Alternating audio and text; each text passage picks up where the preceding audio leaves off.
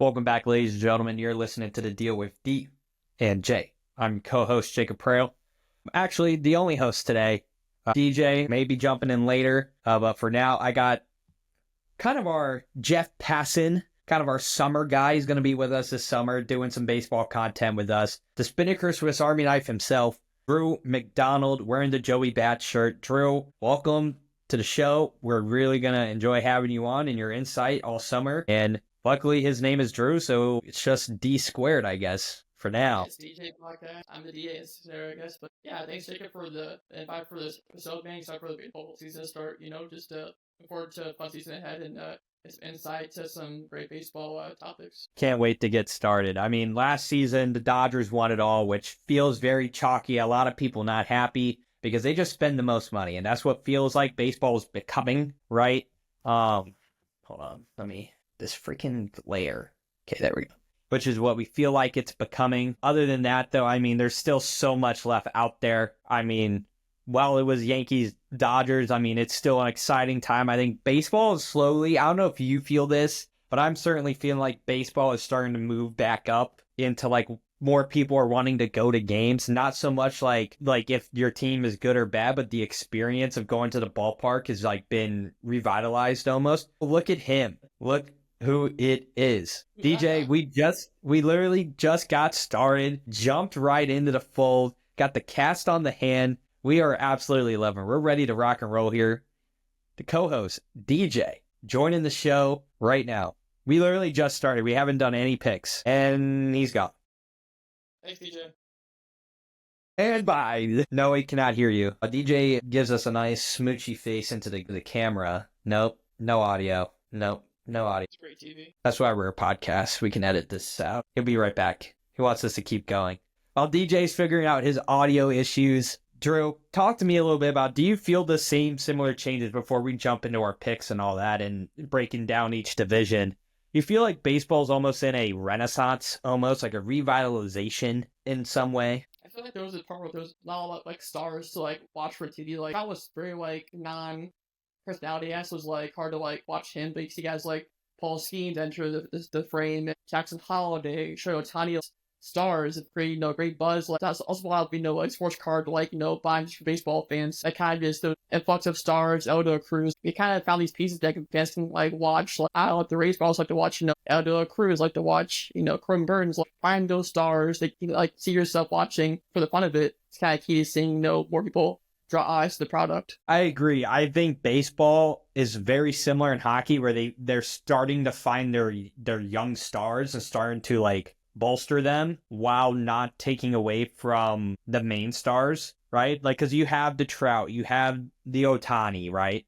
But like Bobby Witt Jr. is one of the most electric players in baseball right now. Wouldn't you agree? Like, he's an electric factory. Gunnar Henderson's an electric factory. So many of these guys have been like long-term baseball products in the pipeline that we know. And like, it's so great to finally like see them like up and playing like Volpe and some of these other guys that are doing so many good things. And I think pitching now is just like, obviously Paul Skeens is one of the hottest pitchers in the game right now. So it's just like, it just feels like baseball is having a little bit of a revival / renaissance almost. Yeah, I was going to mention, Chris Goble too, clutch lefty from Detroit. So like these kind of like crazy young guys that made the stage, it's such a short span, it's crazy, but I'm really excited. I actually went to spring training last week though. Got to see Austin Riley play for the Braves, electric. Such a Strider's going to be amazing for the Braves. So just having this fun, energy coming into the season is really incredible. Just kind of be part of it. I'm excited for these, teams to come and to kind of compete and see who can possibly, shake out to be a possible sleeper. So fun, energy. Can't wait for Thursday to happen. Let's go sports. Go sports ball. Guys. So, is he back? Oh, he went and you look like, can you hear me? Dude, you look like you're about to sell us some insurance over there. Hi. No audio. Let's hang up on the telemarketer. Do you want to, let me see. This should be like when your microphone, it should have a option. If you hover over mic down in the bottom bar, I can add markers. Do you see where I'm talking about, DJ? Does it not have an option for your headphones? It's not letting you. Do you have an option to just use your computer as a microphone, but leave your headset? No. Are you PC or Mac right now? He's on PC. About the settings in the top right corner, is that do anything? The settings bar? So he's looking at that right now. I should just read DJ's lips like a puppet when he talks for this show. DJ said that he thinks, trying to see what options there are. Let me see if Riverside's got some. I think I'm like that. Look at him. Look at him figure it out. So DJ, I mean, I'm going to edit this whole thing when that make it seem like you just jumped in. But Beautiful. DJ, we were just talking about how we feel baseball's kind of having a renaissance of some type, like a revival, revitalization kind of like I was talking about more. A lot of people are going to the ballpark for the vibes of it, the aesthetic, a hot dog, a beer, right? That's the sun, sitting out in the outfield with your friends. Drew's talking about the young stars that we have, like Bobby Witt, Gunnar, Adley Rushman, Jackson Holliday, Paul Skeens. Tell me a little bit about what you're thinking and how are you feeling about baseball kind of in its, I guess, renaissance phase. Yeah, let me start by inviting or saying congratulations to Drew for being along here, our little baseball expert. Glad to have you here. Baseball, I think people our age, Jacob, are getting into the pastime, if you will. Like we're going back to what our parents used to do and our grandparents used to do at this age, where they just like to relax. And baseball's has always been that sport where you don't need to be glued to the game the whole time. You can sit at a ballpark with friends and mess around the whole time, have some beers, have some food, enjoy what's going on in the game, have a date. We see every offseason these teams and these stadiums are coming up with new stuff to engage the audience, whether it's new food items or maybe it's cheaper items, or they do deal nights. I know that used to get us to at least the AAA stadiums when I was growing up. My grandparents would always take us to dime a dog night. We'd see how many hot dogs we can eat for a dime. So it's those types of things that are bringing people back, at least to the stadium. It's baseball. It's baseball. It's great. You grow up watching it. You go to T-ball. Everybody's got some small tie to the game, whether or not it's somebody they love watches it, used to play it, or you swung a bat at the age of 3. Maybe you didn't go any farther than that, but it's rooted in you just a little bit, and it's just happens to be one of those places where people just enjoy, like you said, for the aesthetic. It's the pastime. Yeah, I definitely thought I was going to be the next Yadi Molina for the Cardinals for a hot second. No, Look like Yachty, don't play like Yachty. Yep, Andrew essentially. Jones, Yeah, Andrew Jones, I felt like baseball now, like you mentioned the deals. Sponsor us. Yeah, it'd be a great sponsor. But like, I think a big thing is like you mentioned that the scene that like everybody has something like it's either dollar dog night, whether that's a minor league park or a pro park, or it's like I think the Rangers are doing they're doing like Budweiser Fridays where it's $5 buds until first pitch. Things that get people in the door early to stay. Like on Sundays, they have Terramana Happy Hour, which is margaritas for $5 before first pitch. Like, and obviously there's always all this stuff for the kids. Like it's just so perfect. It's a great atmosphere. I will say the only downside is when you get into the dog days, man, is it brutal. Drew, when he was working for the Nationals, hooked me up with some great seats on the first base side. The only downside is I didn't get in the shade. I was in the sun, I literally couldn't stop sweating. Right. And then the next day we were in like some nice club seats and I was like, this is how games should be watched every now and then. But those were like the dog days of like July. That was like the middle of July.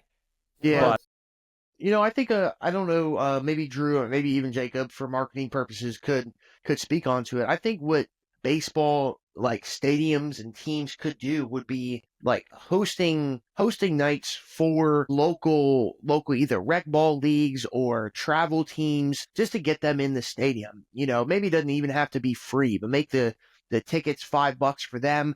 Make that night. I mean, there's 162 games, right? Yeah, They could spare a couple cheap tickets just to bring people in, and then that just adds on to the the friends that want to go, and that brings more people into the park. Is that something that we normally see? Yeah, I mean, they completely do different things. Like one of them, they do a lot of like specific group or theme nights or community nights as they call it. Like, trying to find a great example of it is like we have a Baylor night at the Rangers. So if you buy the ticket thing through them, like you get a Baylor like hat or something through them, and then it's like It kind of goes all over the place. Like they have a TCU night, they have Texas Women's University night, they have a Bark in the Park, right? There's youth baseball night, there's Asian Heritage, first responders. These are just the Rangers that I'm going through. Pink the Park, A&M night, military appreciation, Texas Tech, LSU, Dads and Daughters Day, Zoo Day, and they partner with the Dallas Zoo, Mexican Heritage. Like they target all these great, Boy Scouts of America. I mean, Scouts of America now, technically, healthcare. Like again, they do a ton of great stuff. So yeah, I think baseball right now, I think it's in such a great spot. Personally, I don't. Well, I think the numbers have shown it too. I think last year was like the first, like it was the most attended baseball season in like nearly 10 years for the MLB, I think. So like people are going to games. I think the Orioles like broke like an all season, like they had so many people at the ballpark there. Like at Camden Yards, I'll talk about a great ballpark. That's a phenomenal ballpark. Yeah. Yeah. So without further ado, let's go ahead and let's dive into some divisions. Let's talk a little bit about each team, some stars to watch, kind of go through who we think the division is going to shake out to, and then at the end of the show, we'll do our MVP and Cy Young predictions. Sound good, boys? Sounds good to me. So let's go ahead and let's kick it off with the NL West. The reigning champions, LA Dodgers, are in here. It's, Diamondbacks, Rockies, Dodgers, Padres, Giants. And this is a division that's a gauntlet. Right, just an absolute gauntlet, just because there's so many teams just trying to topple down the Dodgers, but the Dodgers are just so clearly just in the lead, clear that they have the best sight over everything. Obviously, they got one of the best, rotations in baseball, and plus one of the best lineups. I mean, you're looking at potential starting lineup of... You didn't even mention the best player in baseball right now. I know, best player in baseball, Ohtani. I didn't hear what he said. Max what you say, Drew?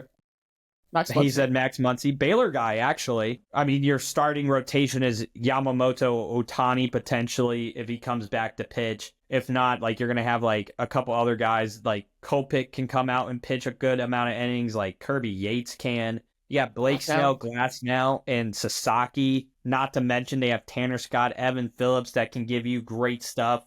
And I mean, it's just, Will Smith, Freddie Freeman, Tommy Edman, Max Muncy, Mookie Betts, Conforto. Michael Conforto? Yep. Chris Taylor still in the mix. Andy Pages, Teoscar Hernandez, and then obviously Ohtani batting in the DH slot. I mean, that's just a juggernaut of a offensive lineup.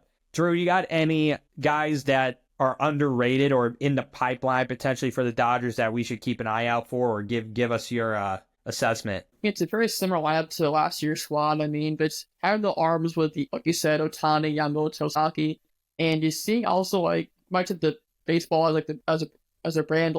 The Japan series is like amazing to see other Japan fans like in the baseball schools see that, but that's the Dodgers. I want to see a full year of Sasaki. He's a really bargain cheap price contract with like having that fifth guy rotation is pretty insane. Again, just they didn't have much changes. I mean, the Gamlocks went to the Reds. The last time that's not a loss for what they gained, but I think just having this squad that had like not a lot of changes. Michael Grove, really good farm piece from the start pitcher, so having him be good, got to see rise up the ranks. But again, just first place Dodgers. It's my prediction. It's not really a crazy thought. It's a reality. Yeah, we haven't seen back-to-back World Series winners since 99-2000. Do you see this team being a repeat World Series champion, or is there anything won in the NL West that anybody's done that convinces you or could convince you that they could get on top of the Dodgers, and then on top of that, just in the NL in general? Really big fan of puns, DJ. There is a stake in the grass this year.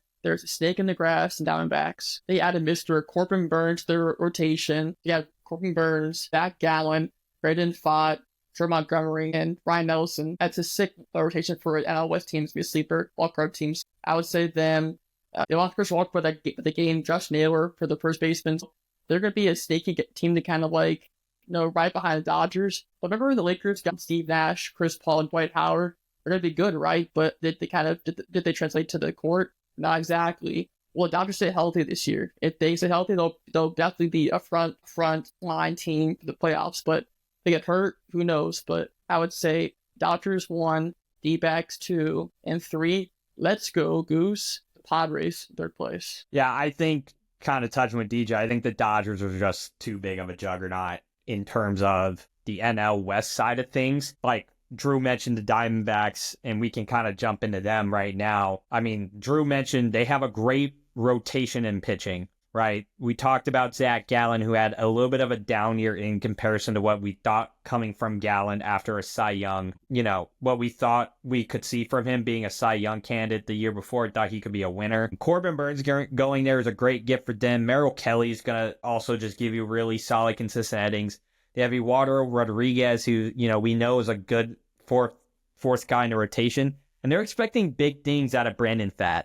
I mean, I'm expecting big things out of him. I think he's going to make a huge jump. And the question for them is, like, which version of Corbin Carroll are you going to get? Because 2 seasons ago, when the Diamondbacks went to the World Series, he was otherworldly. He was nearly like an MVP. He was in the MVP conversation. And then last year, he just he didn't do too hot. He batted a low average. He wasn't hitting home runs. He wasn't getting on base. But they have a lineup that could rival the Dodgers, right? With Moreno, Naylor, Marte is, just so good. And then you have Perdomo, Gurriel, McCarthy is an underrated center fielder with Corbin Carroll. And then you're going to hopefully get some stuff out of Suarez and Lawler. But again, I think the question for them is obviously relief pitching, just with Ginkel and Graveman. And can you get quality innings out of them before turning it over to Martinez? So I'm really liking that out of them. So I think the Diamondbacks are a great kind of, again, as Drew said, they're a snake in the grass. They're ready to pounce, right? If you step on them, they're going to attack. But, like, don't forget that there's something in the grass, and I think the Diamondbacks are a great example of that. Moving on, I think I want to touch upon the Padres next. Arguably, what feels like really the team that should rival the Dodgers. Whether that is true or not, we'll see this season. I mean, want to talk about a really solid pitching staff? That's a really good pitching staff for the first three. Dylan Cease, Michael King, Yu Darvish. You're hopefully going to get some good innings out of Pivetta and Vasquez, but who knows, really? But they have such a good lineup, especially in the, with Luis Reyes being just a contact machine, doesn't really strike out a whole ton. Cronenworth gives you really solid at-bats. He goes on some hot streaks. And then the question is going to become, what do you get out of Bogarts? Because you know what Machado's going to do. Jackson Merrill is rising up, and he's going to be really good. But, also have Fernando Tatis. What are you going to get out of him? Can he stay healthy? And then, again, they traded away, right? Did they trade or Jerks and Profar signed in free agency? Out of the works. So you lose a big bat in Profar. So I'm interested to see what that looks like on their side of things. But yeah, that's kind of my take on the Padres. Is it's just like bait. Like you're just hoping that you're gonna get something out of them. And then there's all these ifs. If Tatis stays healthy, if Bogart lives up to the contract, is Cease a Cy Young contender? Like there's a lot of ifs versus more certainties with the Diamondbacks and Dodgers. Yeah, I was gonna say in the years past, I mean, this roster has been built the last 3-4 years for San Diego, Manny Machado being the big start of this uprising and really spending, I feel like, when they signed Machado, what was it, for $300 million, something like that? I feel like that really, got the ball rolling for San Diego and among other teams to just start dumping money into people. But every year it seems that the Padres are, first or second, or should be first and second, even in the NL, and they're just struggling to make the wild. They can't stay healthy. That's really it. I think if this squad could stay healthy for even 100 games, I feel like that puts them in a really good position. But I don't know. It seems like they're always lacking on that side. Well, moving on to the Giants here. Again, another team that, ironically enough, Buster Posey is trying to build this team up from the bottom up. It feels like the Giants were in some of the big talks to try and get some big free agents, and they just never seem to get it done. I mean, let's talk a little bit about the starting rotation. Logan Webb, Justin Verlander's on the Giants now. Robbie Ray, Jordan Hicks, Hayden Birdsong. I mean, Logan Webb we know is a stud. Verlander, when he's healthy, can give you really good innings. And then Robbie Ray, can you hope that he picks up what he had in Seattle and can give you maybe in half of that and just be a really consistent second or third guy? And Jordan Hicks, you want to talk about the ultimate wild card. Guy can throw 103, give you the business on a fastball, And some days he can go 5 and no earned, or he can go 2 and 7 earned. Like, it's just polar opposites with the guy sometimes, and him trying to figure out. I do see here that Camilo Doval has been demoted to a relief role, and Ryan Walker is now the closer. Drew, can you give us a little bit of some highlight on Ryan Walker and the Doval coordination before we jump back into the lineup? Doval was kind of like their main frontline guy the past couple of years as a closer. It's like constant, not that guy you can count on, but I think just seeing him lose his kind of command a bit has made them kind of figure out who's going to be the person to fill in that role. Walker's been like basically a good like setup guy, middle lane guys. Having that kind of switch up, that'd be good for the Giants CEO who could get out for them. But I'm interested to see how this will work out. But I'm excited too for Willie Adames, new addition for the Giants, third baseman, really good power, has about 90 RBIs now.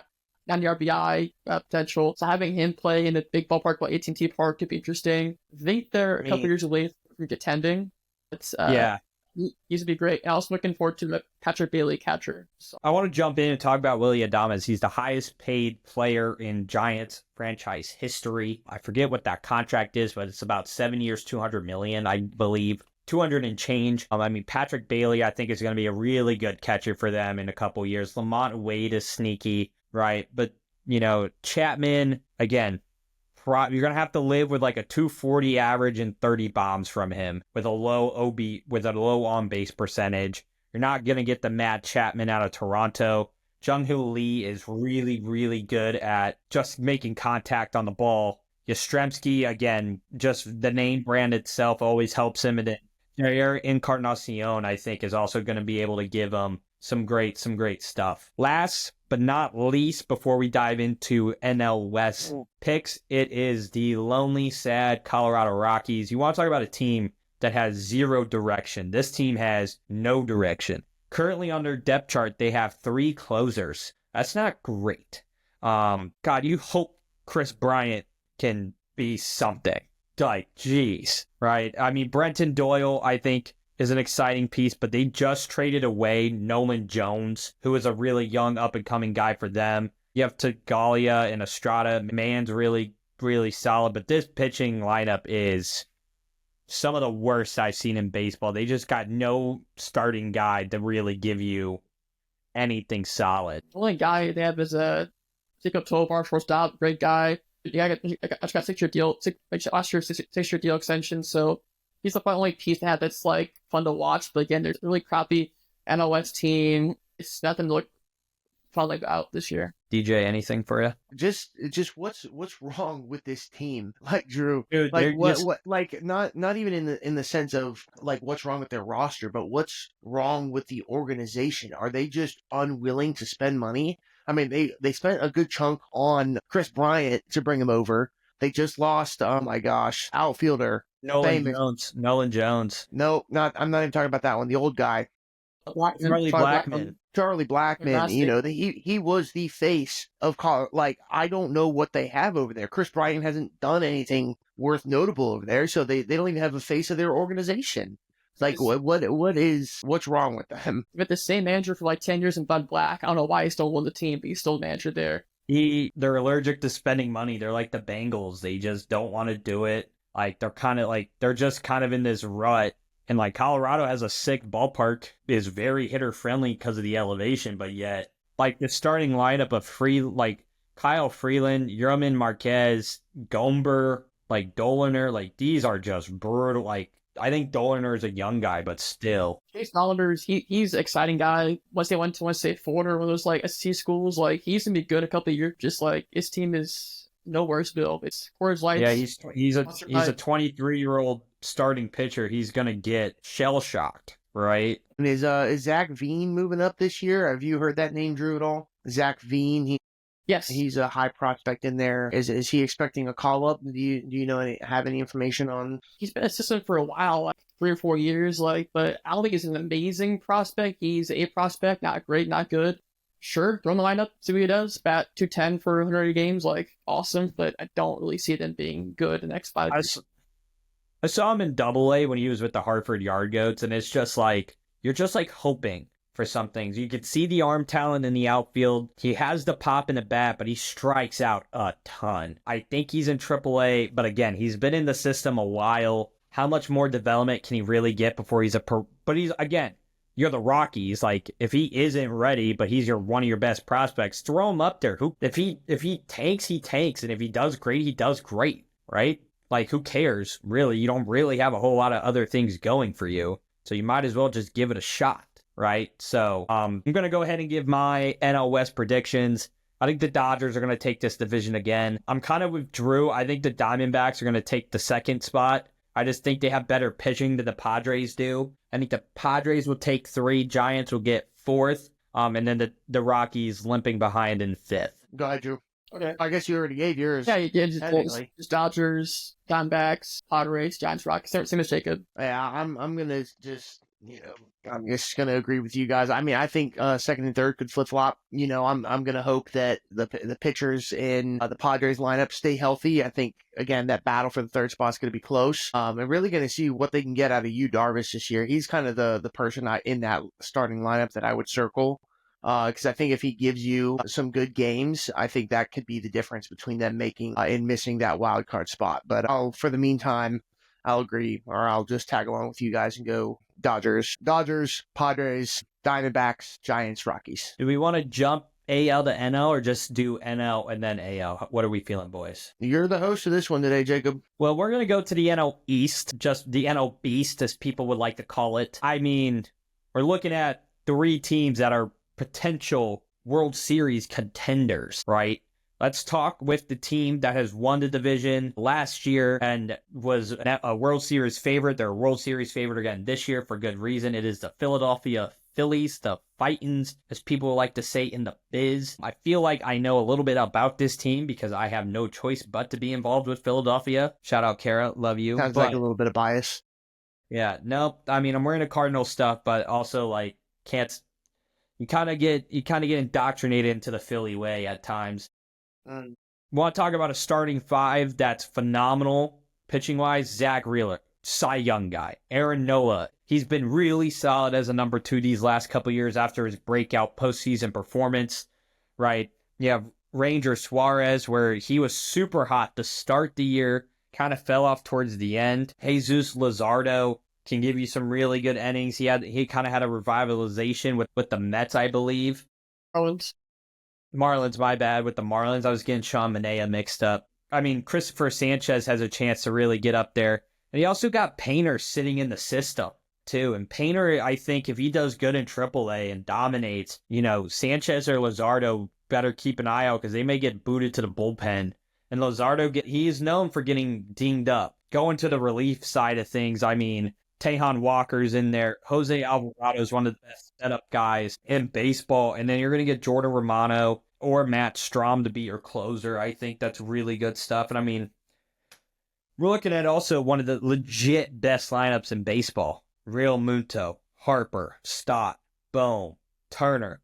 They got Max Kepler. Gives you some really good at-bats. Brandon Marsh, great center fielder for them. Nick Castellanos, don't let anything happen because he's going to take a homer on you. And then obviously you have Schwarbaum, especially during Hoagie Fest. It's dangerous times to pitch to Schwarbaum in Philadelphia. I mean, to me, I think this team is, if it's not the Dodgers, it's the Phillies. It's the second best team in the NL. I think from my perspective on this, the lineup is probably one of the deepest, I would say, in the National League East, even in the league.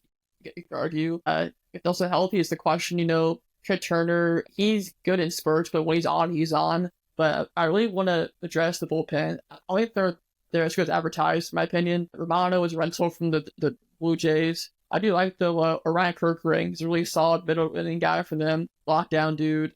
But the Phillies, they're also they're older. Castellanos is kind of in the back end of his career. Schwarber's like getting younger. So just having that same group, but they're also getting a little older, so they sustain that same success in the past years. I don't know, but the rotation is filthy. I'll give you that. It's like Wheeler, Nola, and Sanchez. It's incredible 1 through 3, but health though could be a concern. Yeah, again, I think the Phillies have some of the best bats in baseball that and they have such deep starters that you really aren't giving up a whole lot when you get to the middle relief innings guy. And, if you get to the 8th inning and you put in Alvarado, he can shut it down. I mean, Alvarado was a closer for a bit. They did lose Jeff Hoffman, that I think could prove to be a little worrisome for them. But again, you have Painter in the system. You got a couple guys that I think can really do some damage when they come in. So I'm excited to see what the Phillies have, especially when they get some of these young guys in there. Moving on, let's talk about Go ahead. I want to mention Justin Crawford, Clark Crawford's son, incredible speed outfielder. So look out for him in a couple of years, Justin Crawford for the Phillies. Let's talk about probably the team that made the biggest splash in free agency, which is the New York Mets. Obviously, biggest key signing is that they spent all the money in the world to get Juan Soto. Had to, for some odd reason. Had to go get Juan Soto. I'm not personally a Juan Soto guy. I don't, he's not a great outfielder. He's consistent with the bat. He has an incredibly high walk rate, which is great. But, outside of the metrics, you're going to get where you're going to get with Soto. He had some big moments in October, which matter, but also, again, the biggest part to Soto is he's so young, right? You have Alvarez, great catcher for them. They have Jeff McNeil, Pete Alonso, Lindor, Nimmo, and, Starling Marte sitting in the back somewhere. They have Brett Beatty as well. I mean, Jesse Winker, Vientos. I mean, you name it, they got it. They got, is this Ronald Acuña's brother, Luis Angel? Luis Angel, yeah.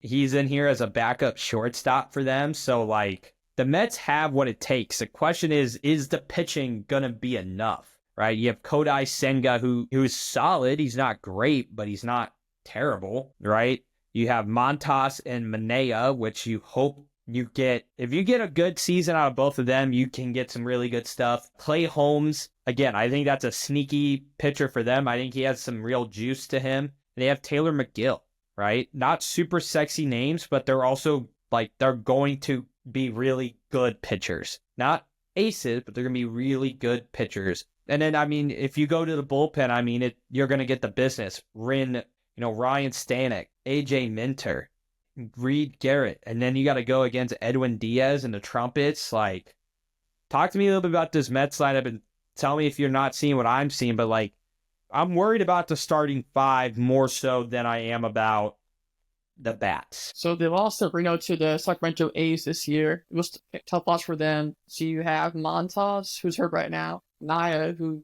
should be their ace. It's crazy as it sounds. I'm not crazy about their rotation this year. Clay Holmes was their bullpen piece, turned to starting pitcher this year. Senga could be good. He has a ghost sport ball. It's incredible. Alvarez actually got hurt right now. He's actually hurt himself in spring training, so you're down him opening the season. Alonso was a good guy to get back this year on a contract. They're trying to toggle with Beatty and Acuna second base right now, which could be interesting. Beatty couldn't have cut it in his first year last year, but hopefully kind of found something in the offseason. Lindor, MVP candidate every year, incredible toast. Incredible incredible playoff series last year. A lot of upside for him, so he'll be a good piece, third base for the Mets. The outfield, Immo, he's a very unlikable guy. So my boss, the Nationals, was not very high on him. And apparently he played in D.C. last year on a road trip. Heard himself falling in a hotel room, just being clumsy. Random has an injury. Nimmo's the guy gets on base. Who else? Yep. Soto, he is probably one of the best career hitters, I would say, in the league. Defense is not there, but he has experience of World Series trophy with the Nationals. Won last year with the Yankees. That experience could definitely be a big factor helping the Mets, get that confidence in themselves, make a run possibly in a year or two for the World Series. We're talking about the Mets, DJ. Yeah. Did we talk about how we think what's his name's going to pan out? Did we discuss that already, or can I bring that up as a topic of discussion? I kind of mentioned it, but you can feel free to dive in much more than what I did. Talk about what I think is the most overpaid overpaid player to exist. You could make an argument that Machado necessarily hasn't held up his weight, but you're not talking about $600 million. What was the official signing? $7 million. I'm sorry? $750. $750. Jesus Christ, even worse than I thought. You're not talking about somebody who can give you 20 games on the mound, hit you 40 bombs and steal 40 bases a year. Soto is a home run or strikeout hitter. I will admit he's a clutch guy at times, but he came through for the Yankees, especially against that that series against the Guardians, but I haven't seen something that, I mean, maybe potential. Like you saw him on the Nationals. That Nationals, Juan Soto, I would have given him that contract. I don't know that I would have given Yankees Juan Soto that contract. Drew, what do you think about that? I think he's got a good walker, like Jacob mentioned, really good walker rate, which is great from get on base. He's probably the biggest name I would say in the market this past offseason, and the Mets want to make a splash. And they actually got him and Alonso back, so it's big for their lineup for sure. I see why you don't view him with that violation. It's an incredible contract, but I think his experience, just like his ability to kind of, just have that youthful energy, but also the clubhouse leadership at a young age is really cool to see. So having that juxtaposition is kind of cool. Again, I see them as like a middle of the division this year, honestly. But what do you think, Jacob? I'm just like, this division is a gauntlet. It's going to be so tough. I mean, if you get Juan Soto batting 280 with some bombs and a good walk rate, I mean, that's tough to beat. I mean, they re-signed Alonso, which was good for them. I know that was like a big struggle. But if you have Lindor and Lindor plays out of this world, I mean, like he did last season, I mean, this team is dangerous. Again, my sole focus is pitching. They don't got any dogs. They're a good pitching staff. They're not a great pitching staff, and at some point that has to give. So yeah, I felt like that they were a team last year that didn't do well in close games, and like somebody correct me if I'm wrong, like the pitching didn't put them over the edge, right? And so that made them rely on hitting. And I feel like for a lot of that, they didn't have the players, right? Again, Lindor played great baseball last year, but he, especially with his stint with the Indians, you were hoping he was hitting a home run, and if he wasn't hitting home runs, he kind of struggled to get him on base in any other capacity, right? Drew some walks, but he's a big strikeout, a ton of strikeouts. And then Alonso's the same thing. He's a great ball player, but I don't know. I feel like they're looking for the long ball and not real focusing on people who can get you consistent singles and doubles, that kind of evens that out. Because I feel like that helps you more in those close ball games. And then having a player or two, which would be Juan Soto or Pete Alonso, to hit some in. But I don't know that the rest of their lineup fills out enough to make this team a top competitor in their division. I think it's the Braves to lose. But yeah, I think for the Mets, I mean, they weren't doing anything, and they rattled off like 10 straight, 11 straight, or they had a bunch of walk-offs when games that they should have lost, like towards the latter part of the season. That's going to win, right? And then Manea got hot in the playoffs, which is all you need in the MLB playoffs, really, is one or two dudes to give you the business, and you're in the World Series, really. Like, it's one of those things where I think the Mets, can live in not mediocrity is a term, but at some point money can't solve all problems. Because the thing about the Dodgers is they had a lot of money, they got a lot of guys that they can go and get, but they also had a ton of dudes in their pipeline to make trades and sacrifices for. So, but I'm not quite sure the Mets have that. I want to jump into the Braves, Drew's team, obviously, so he's going to be our ultimate expert in all things Braves. But let's talk a little bit about this Braves team here. I mean, kind of a down year, but man, you want to talk about a team ravaged by injuries. This team was ravaged by him, right? You lose Acuna again, right? You lose Austin Riley for a good... Strider, too. Yeah, you lose Strider for the whole season. You lose Austin Riley for nearly 2 months, right? You lose Matt Olson for a little bit of time, and you get a great Cy Young season out of Chris Sale, surprisingly, and, his arm doesn't fall off. But again, if all things go the way it's supposed to go, this Braves team is dangerous. I mean, Chris Sale, Spencer Strider, right? Ronaldo Lopez. Spencer Schwalton is supposed to make huge leaps and bounds this season. And then you have Grant Holmes, right? The relief pitching could probably use a little bit of work, but they just signed somebody today, Jesse Lopez, right? Jesse Iglesias. They got him on the trade from Ian Anderson to the Angels. And then you have Razel Iglesias for your closer. I mean, with this team, you have Sean Murphy, Matt Olson, Albies Riley, Arcia. We just talked about Jurickson Profar, Michael Harris, and Ronald Acuna Jr. with Marcell Ozuna. Right, you have Jared Kelenic, who can fill in any of those outfield spots with Brian De La Cruz. I mean, talk to us, Drew, a little bit about the Braves, and what do you think are you excited for as a Braves fan? Who are you looking out for? What do you think the ultimate ceiling is for this team? You know, kind of take us through that. Yes, definitely didn't lose a lot of people. You said Olson's back and Albies is back, but having a healthy Austin Riley too, who's always a 30 home run like caliber kind of guy for the team, just clutch for the power. Murphy is hurt though, so they're bringing up their prospect Jake Baldwin at catcher, so that'll be interesting to see. And for the rapport with pitchers are such a crazy short span as compared to a full season. But so you also Acuna's out until May with an injury, so you're gonna have Jurickson Profar was added, who was an All-Star in 2024. Really good veteran piece for the Braves. Also signed Verdugo today, Alex Verdugo, to a contract 1-year deal. So some depth to kind of fill that role because Brandon Cruz, he ain't it. He ain't it. Sorry, guys. He's not it. Michael Harris, center field, homegrown guy. He is a 20 home run, twice on base kind of guy. He's a good piece to have in the outfield. There's some trivia for you guys. Can you guys name Chris Sale's college? Gulf Coast, baby. FGC. Yep. ASUN, let's go. So he's leads the rotation with Spencer Schwallenbach, Ronald Lopez.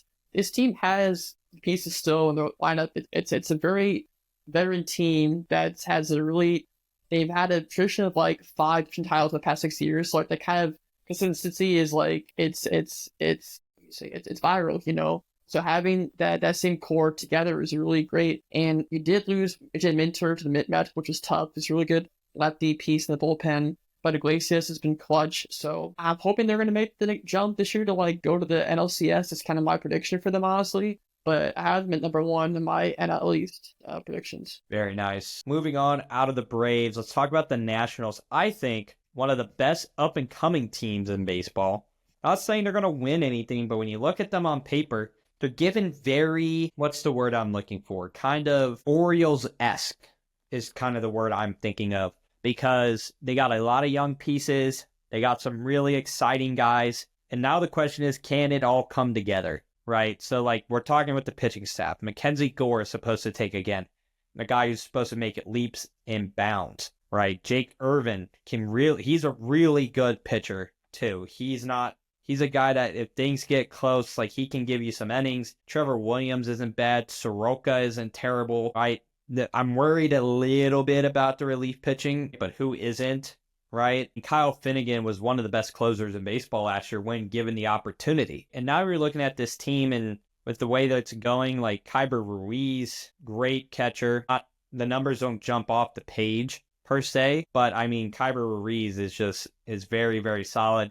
Nate Lowe is going to be really good for them as a good veteran guy. Paul DeYoung at third base. CJ Abrams is one of the best in baseball. James Wood, I'm excited to see what this kid does. He is so, so good. Jacob Young is really good too. We talked about it before. Dylan Cruz, 3rd overall pick from LSU, going yard, can give you the biz. I'm excited to see where this is going for this team. They have Juan Yepez and Andrew Kisner. So 3 Cardinals guys in this lineup already with the young Yepez and Kisner, right? And then you have Josh Bell as a DH. This team is going to win some games, right? I'm not saying they're going to, maybe they might get frisky and contend for a wild card spot at the highest of their ceilings, right? But this ain't going to be the Nationals teams of old where they were bad. This is a solid ball club. I think you're going to struggle with your 4th and 5th pitcher, but this is a team that can win some games. Problem is you're in the NL Beast, so you got to, you're going to play the Braves and the Mets and the Phillies a whole bunch, and they're not better than them, but they can win a lot of games. I'm excited to see what the Nationals have, especially upcoming this season, especially between Abrams, Wood, and Cruz. I'm so excited to see. Yeah, Abrams, defensively, he's not the best. He's more known for his bat and his speed. I like him this year to rebound off it, but I'll give you a name too this year. Luis Garcia Jr., very low radar guy. Got 280 last year, 18 home runs, 70 RBIs, 20 stolen bases. He's a good, sleeper second baseman to look at for fantasy baseball purposes. The lineup, like I said, Gore is great, but looking back at that Juan Soto trade, that trade gave him Mackenzie Gore, James Wood, Abrams, and Robert Hassel, the prospects. So, they got the returns coming well for them, but they're going to be third place again. Having these prospects, these young guys come up again. Cruz had a cup of coffee in the major leagues, didn't play a full season. Seeing him in the full year could be cool to see how he can get that adversity, that'll be a little pitching, kind of, and then translate and hopefully adapt to the pitching and have a better season because they're investing a lot in these guys. I mean, Kieran Reeves on a 6-year deal, like he's being invested in. So can they, prove their worth this year? And I'm also excited for, like you said, Nate Will, great first baseman, good power from the left side. He'll be a guy that's a supplement their lineup. Also, they got Josh Bell too on the bench. So they have some guys that can make some impact, third place caliber, but who knows? Could get hot at the right time. And finally, let's talk about the Marlins. I mean, I just don't know with this team. They're in the same boat as the Rockies, but I mean, they got exciting young pitchers, I guess, like Alcantara, Cabrera, Quantrill, right? Max Meyer isn't terrible. Connor Norby was a perennial AAA guy, but now he's getting a shot, in the pros. Jesus Sanchez is a great power bat. Saw him a ton in Jacksonville. Great power bat, but, is a little bit injury prone. Same with Stores. Xavier Edwards is supposed to be a really high prospect guy, but I mean, I can't name you any of these guys and be like, the Marlins are going to be a 70-win ball club. Like, I don't think it'll be that bad, right? I think they'll be like a 65-ish win ball club. I'm not expecting this season to be pretty. We're going to see a lot of empty seats in Miami again. And the first game this year is against the Pirates too. Like Paul Skeens day one, tough for the Marlins. Yeah, tough beans, kid. Well, let's kind of break down to NL East. For me, I got the Phillies. I'm going to go Braves. I'm going to go Mets. I think all three of these teams make the playoffs. I'm going to go with the Nationals. Probably going 88, get like 82, 80 season. Like maybe, I think this is a really good ball club. And the Miami Marlins, at least you live in Miami. I can't see that. Actually, I want to compare the 23 Reds to the 2025 Nationals. The Reds actually had a great year because they albeit Eldo Cruz and McClain to their team and helped them, with that good signed team. So having these young guys like Cruz and Wood, hopefully, get the jolt, possibly get a third place, fourth place bid. But I'll do my predictions. I'll do Braves first, Phillies second, Mets third, Nats four, sorry guys, and 5 Marlins. Yeah, listen, I truly think the Nationals in 3 years going to be very, very good. They got to figure out some pitching stuff. They need a couple pitching guys to figure it out. If Mackenzie Gore can figure it out, you might be able to accelerate that process a smidge and make the playoffs, given there's some really weak teams in the NL. But again, we'll see. Let's break down the NL Central. I mean, listen, guys. I know you guys are going to be like, oh my God, it's going to be another 2-hour podcast. We can't listen. Listen, you're going to listen to it. We're giving you in-depth stuff.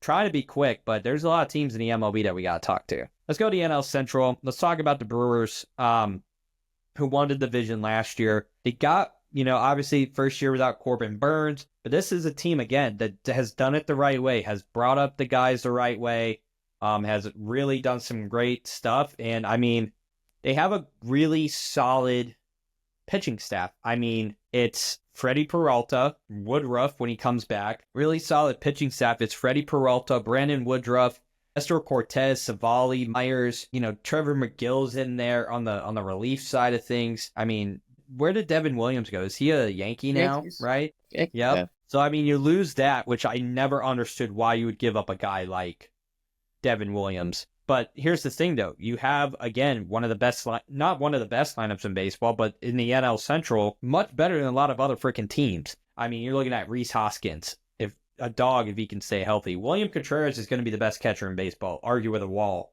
It's between him and Adley Rutschman. Bryce Terang is really, really good. I mean, Chiriot is just supposed to be a dog this year. You have Garrett Mitchell, Christian Yelich, Sal Frelick.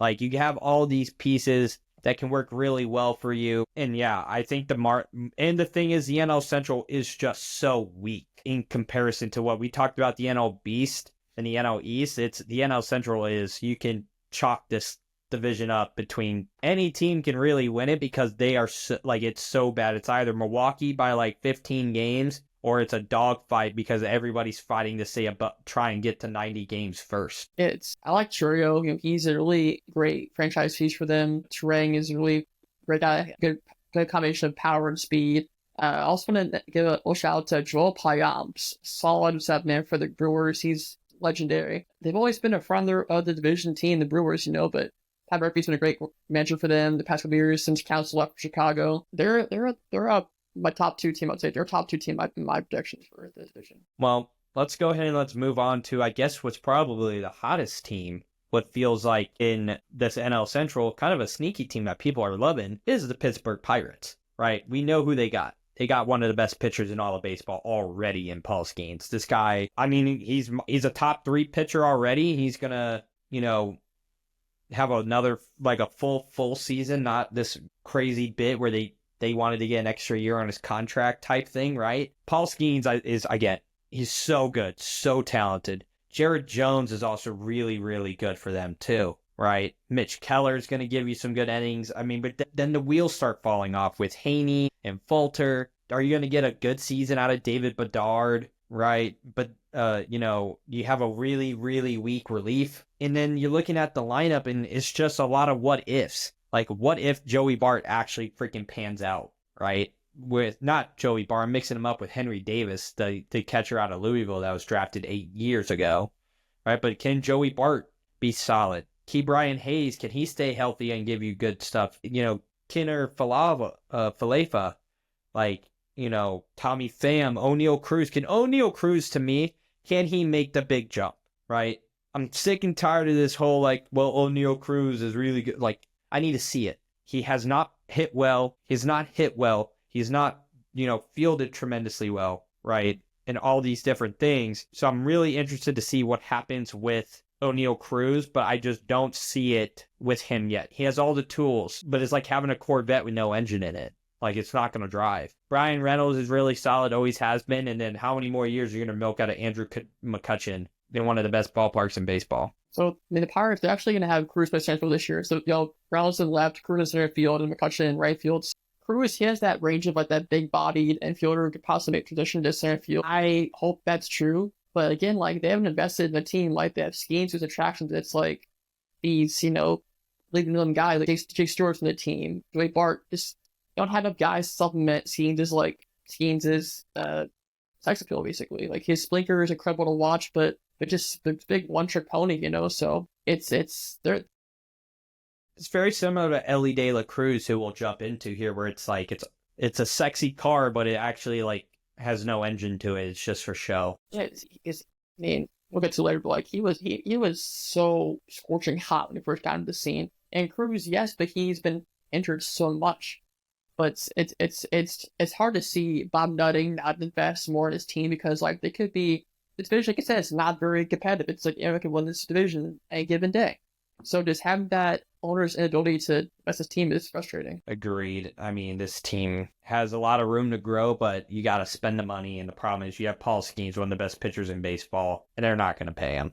They're just not. He's going to want out. He's too good to be in Pittsburgh. Let's jump to Chicago Cubs. This team kind of has an interesting set to it because you have Shota Imanaga, really solid pitcher.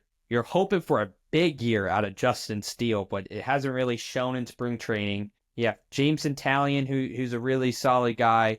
You actually have a really good bullpen with Merriweather, Brazier, and Pearson. And then you have Ryan Presley and Porter Hodge who can really shut it down in the back end.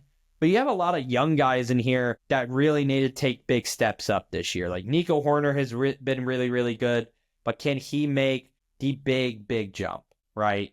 Dansby Swanson, you know what you're going to get. Justin Turner is a nice filler piece for them. Michael Busch running the first base with some other guys in the back end. But then it's you're looking at the outfield, and the outfield's got to take massive steps. Ian Happ's got to have a great year to be competitive. Kyle Tucker, people are talking about him being an MVP. If that's the case, this Cubs team is going to be really good. And you have Pete Crow Armstrong, who, again, if he gets on base, he's going to steal 30 bags this year.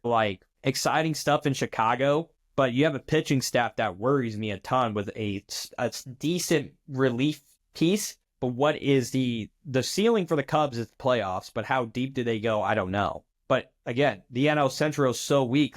If the things click in place, they could win the divisions. DJ, welcome back. But talk to me a little.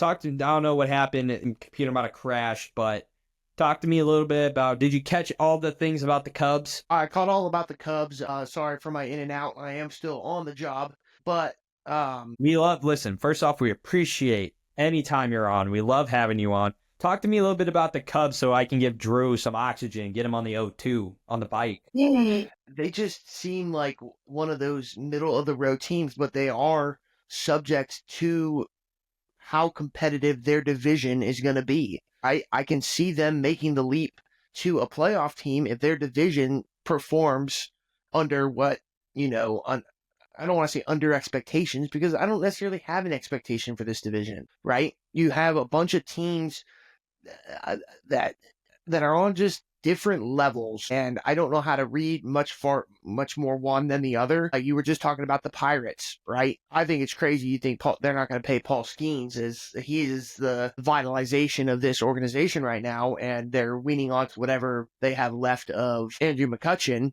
He might be the only person that's there, and I think they will offer him enough money to stay. But topic for another day and when the time comes.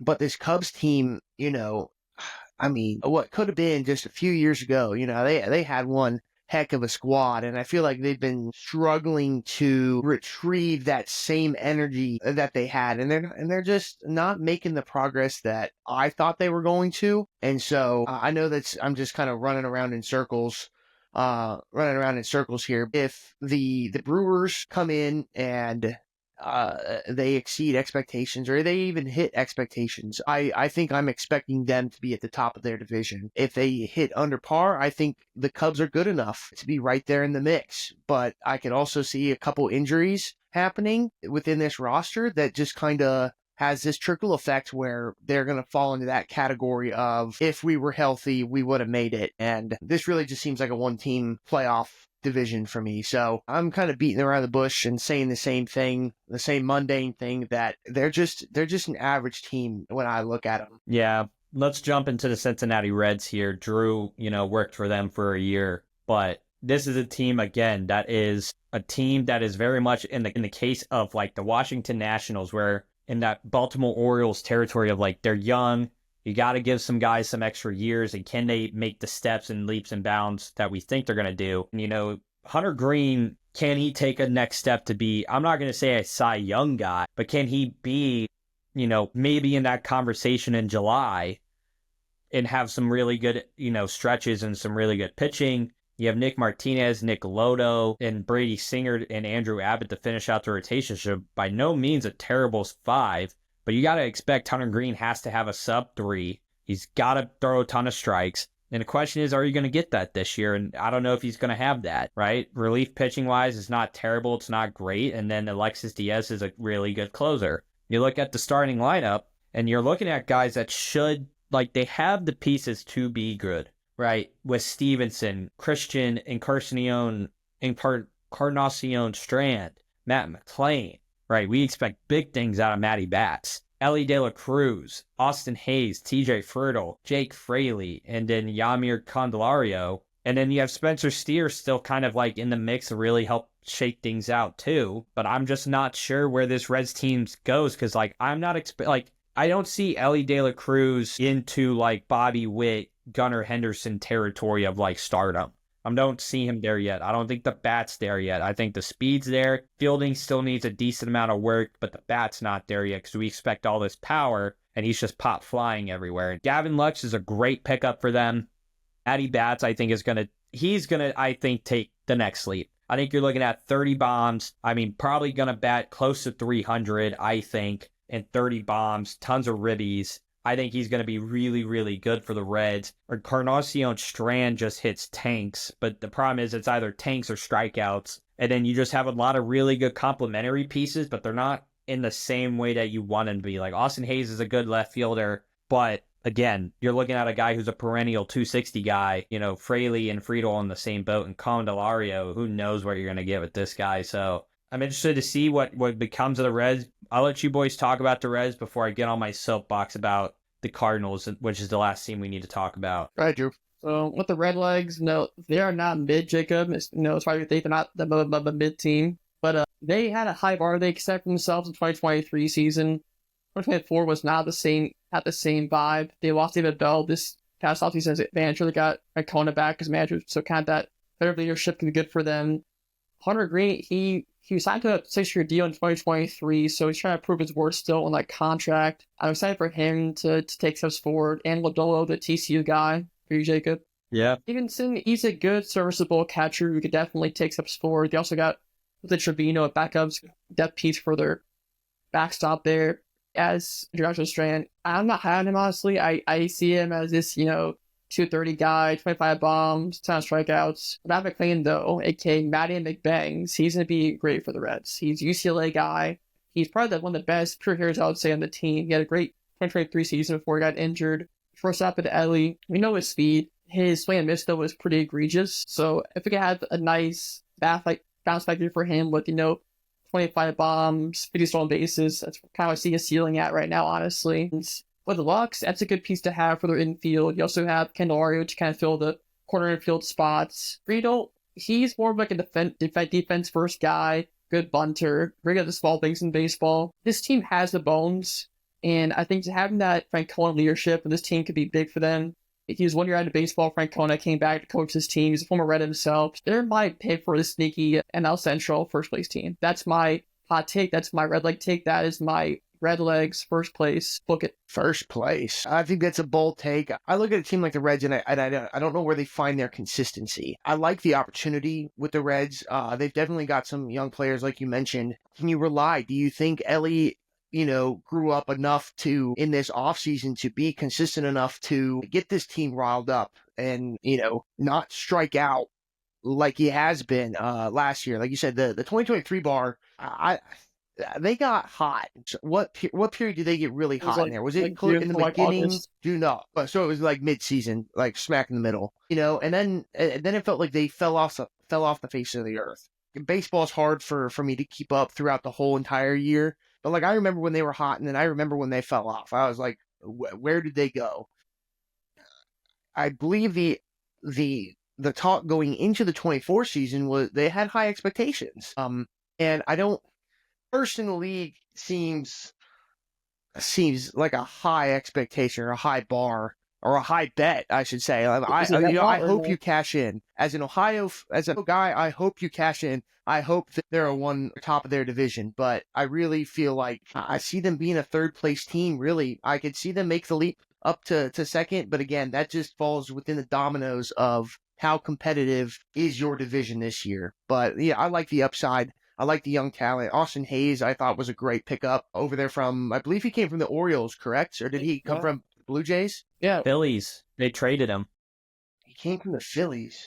Yep, he got traded right before the trade deadline because the Phillies needed an outfielder, so they went with Hayes over Luis Roberts. Okay, so they traded him from the Orioles to Philly. Okay, so sorry, I missed that one in the whole process of things, but there was a lot of trades that year, this past season, and that was one of the ones where the Luis Roberts talks were like really increasing, and then the Phillies were like, we're not going to spend all that for a guy who's probably going to be a 1 year rental. And they got a Hayes who was really good. It was what they needed at the time. No, I think again, Austin Hayes I don't think he got his full potential in Baltimore. I think given he has a starting role with this team and stays healthy, I think his upside is fantastic. But again, it comes with that consistency thing. He never had consistency with Baltimore. He was in and out of the starting lineup. And that's just the theme, I think, for the Reds. So, I hope they do well, but that's my synopsis of them. And then now to Jacob for his other Red team. I hope you boys are ready for this because we saved them for last and for good reason. This team, like, without cursing, like, freaking sucks. And I'm a Cardinals fan. I'm supposed to believe every year we're supposed to make the playoffs, and we haven't made the playoffs in 2 years. I'm just like, I don't care. I'm like, this sucks. I think Ollie Marmol, like I want to start with leadership and moving the way down. Mozeliak sucks. Guy sucks. I hate him. I don't know what he's doing. He's ruining this franchise. And then we're giving him to another guy who doesn't know what he's doing with baseball teams after Mozeliak leaves with whatever his freaking name is. He used to be the Red Sox guy. Yeah, Kyle Bloom, who gave up freaking Mookie Betts for peanuts because that's how they didn't want to spend money. We're the Cardinals. We're supposed to make the playoffs, spend a little bit of money, right? We let Paul Goldschmidt go, which I think is a great move, just because like you can definitely see that the wheels have fallen off after the MVP year. Nolan Arenado's not too far behind. I mean, we need to get rid of this guy. We need to open up third base. We need to let somebody else take third base. This team didn't sign a single dude in free agency. And like this team is a joke. It's pathetic to watch this happen to my team. And we used to be so good. used to be so good. Make the playoffs every year. We're competing with the Brewers every year, right? To win the division, make the wild card, be frisky, right?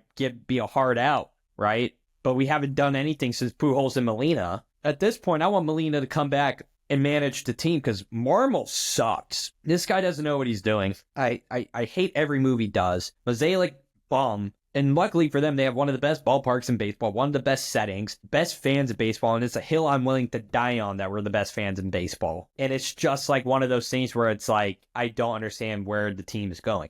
With that being said, after my soapbox, let's break down the team. Mediocre pitching staff at best. Sonny Gray is going to be a stud. He's going to be a 15-win guy. He's going to be really, really good, right? You're looking at Eric Freddie. Like, who knows what's going to happen with him? Maybe a legend. Like, I don't know what he's going to do. He could be good for us. He can be bad for us. I'm not quite sure, but he didn't do what we thought he was going to do when we traded for him. We have Michaelis. Again, last year was a bad year for Miles Michaelis. This dude loves to be good one year, bad the next. So we're in a good year of Miles Michaelis, potentially. Pilate, I don't think he's that good, but he can give you solid innings. And then Matthew Liberatore is your 5 guy. And then you're moving Steven Matz to the bullpen. And then you're looking at the bullpen of JoJo Romero, Fernandez, King. And then you have Ryan Helsley, who's one of the best closers in baseball. And it's like, I'm trying to figure out, like, if we're bad, are we going to trade Helsley? So now we have a guy who saved nearly 40 games last year. If it wasn't for him, we're dog. Like, now we're going to be losing half these games. Like, what Helsley did is nothing short of absolute spectacular work, having nearly 40 games saved and being our only all-star. Now, breaking down the lineup, I mean, you have Ivan Herrera, who's supposed to take good steps as a catcher this year because we wanted to get Wilson Contreras out of catching because he couldn't take it anymore, injury-wise. So we moved him to first base, which isn't bad, but, like, that's supposed to be Alec Burleson's spot because Wilson Contreras doesn't want to play DH. Then you move to Brandon Donovan, the ultimate Swiss Army knife. Arenado, who I think we're going to get rid of by the trade deadline. Mason Wynn, stud, love him. He has to hit better defensively. He's one of the best shortstops defensively in baseball already. You're looking at the outfield of Lars Nootbaar. Victor Scott II has had a great spring training, and he's going to be the center fielder over Michael Ciani. And then right field, you're looking at Jordan Walker, and then the DH is Nolan Gorman, and with Alec Burleson kind of filling in some of these spots. And Luken Baker as well. I'm just confused with where we're going because I don't want to do this crap with Jordan Walker where if he struggles, we send him back to AAA and crush his confidence and then put him in yo-yo land. Like, I think Jordan Walker will figure it out. You got to give him a full 162 to let him figure it out. Right, Alec Burleson is a stud hitter. I want him to hit more. Nolan Gorman, you want to talk about a guy that's like very similar to Kyle Schwarber? He'll bat 210, but have 35 homers, potentially. Just because, like, that's all he does is hit home runs. Mason Wynn, I think, takes a big step up with the bat. Brendan Donovan is just really, really solid. Lars Nootbaar, who knows what we're going to get from him, and if he can stay healthy. Yanni's a good center fielder defensively, but he's a terrible bat. And I think Victor Scott will figure out the bat portion. I think he's going to struggle in April and probably parts of May, but I think he will figure out the bat portion. But this is probably one of the least exciting seasons. This is like the least excited I've been to be a Cardinals fan in a long time. Like, it's really tough out here to sit here and try and be like, they're going to be competitive. Watch. It's like, I can't find you anything that says that. From the organization standpoint, it doesn't seem like they're trying that hard. And the thing is, like, we have some good pitchers in the pipeline, but they're just not MLB ready yet. Like, we got Quinn Matthews, who's a stud pitcher who, I'm pumped for J.J. Weatherholt. That kid's a stud. J.J. Weatherholt is a stud.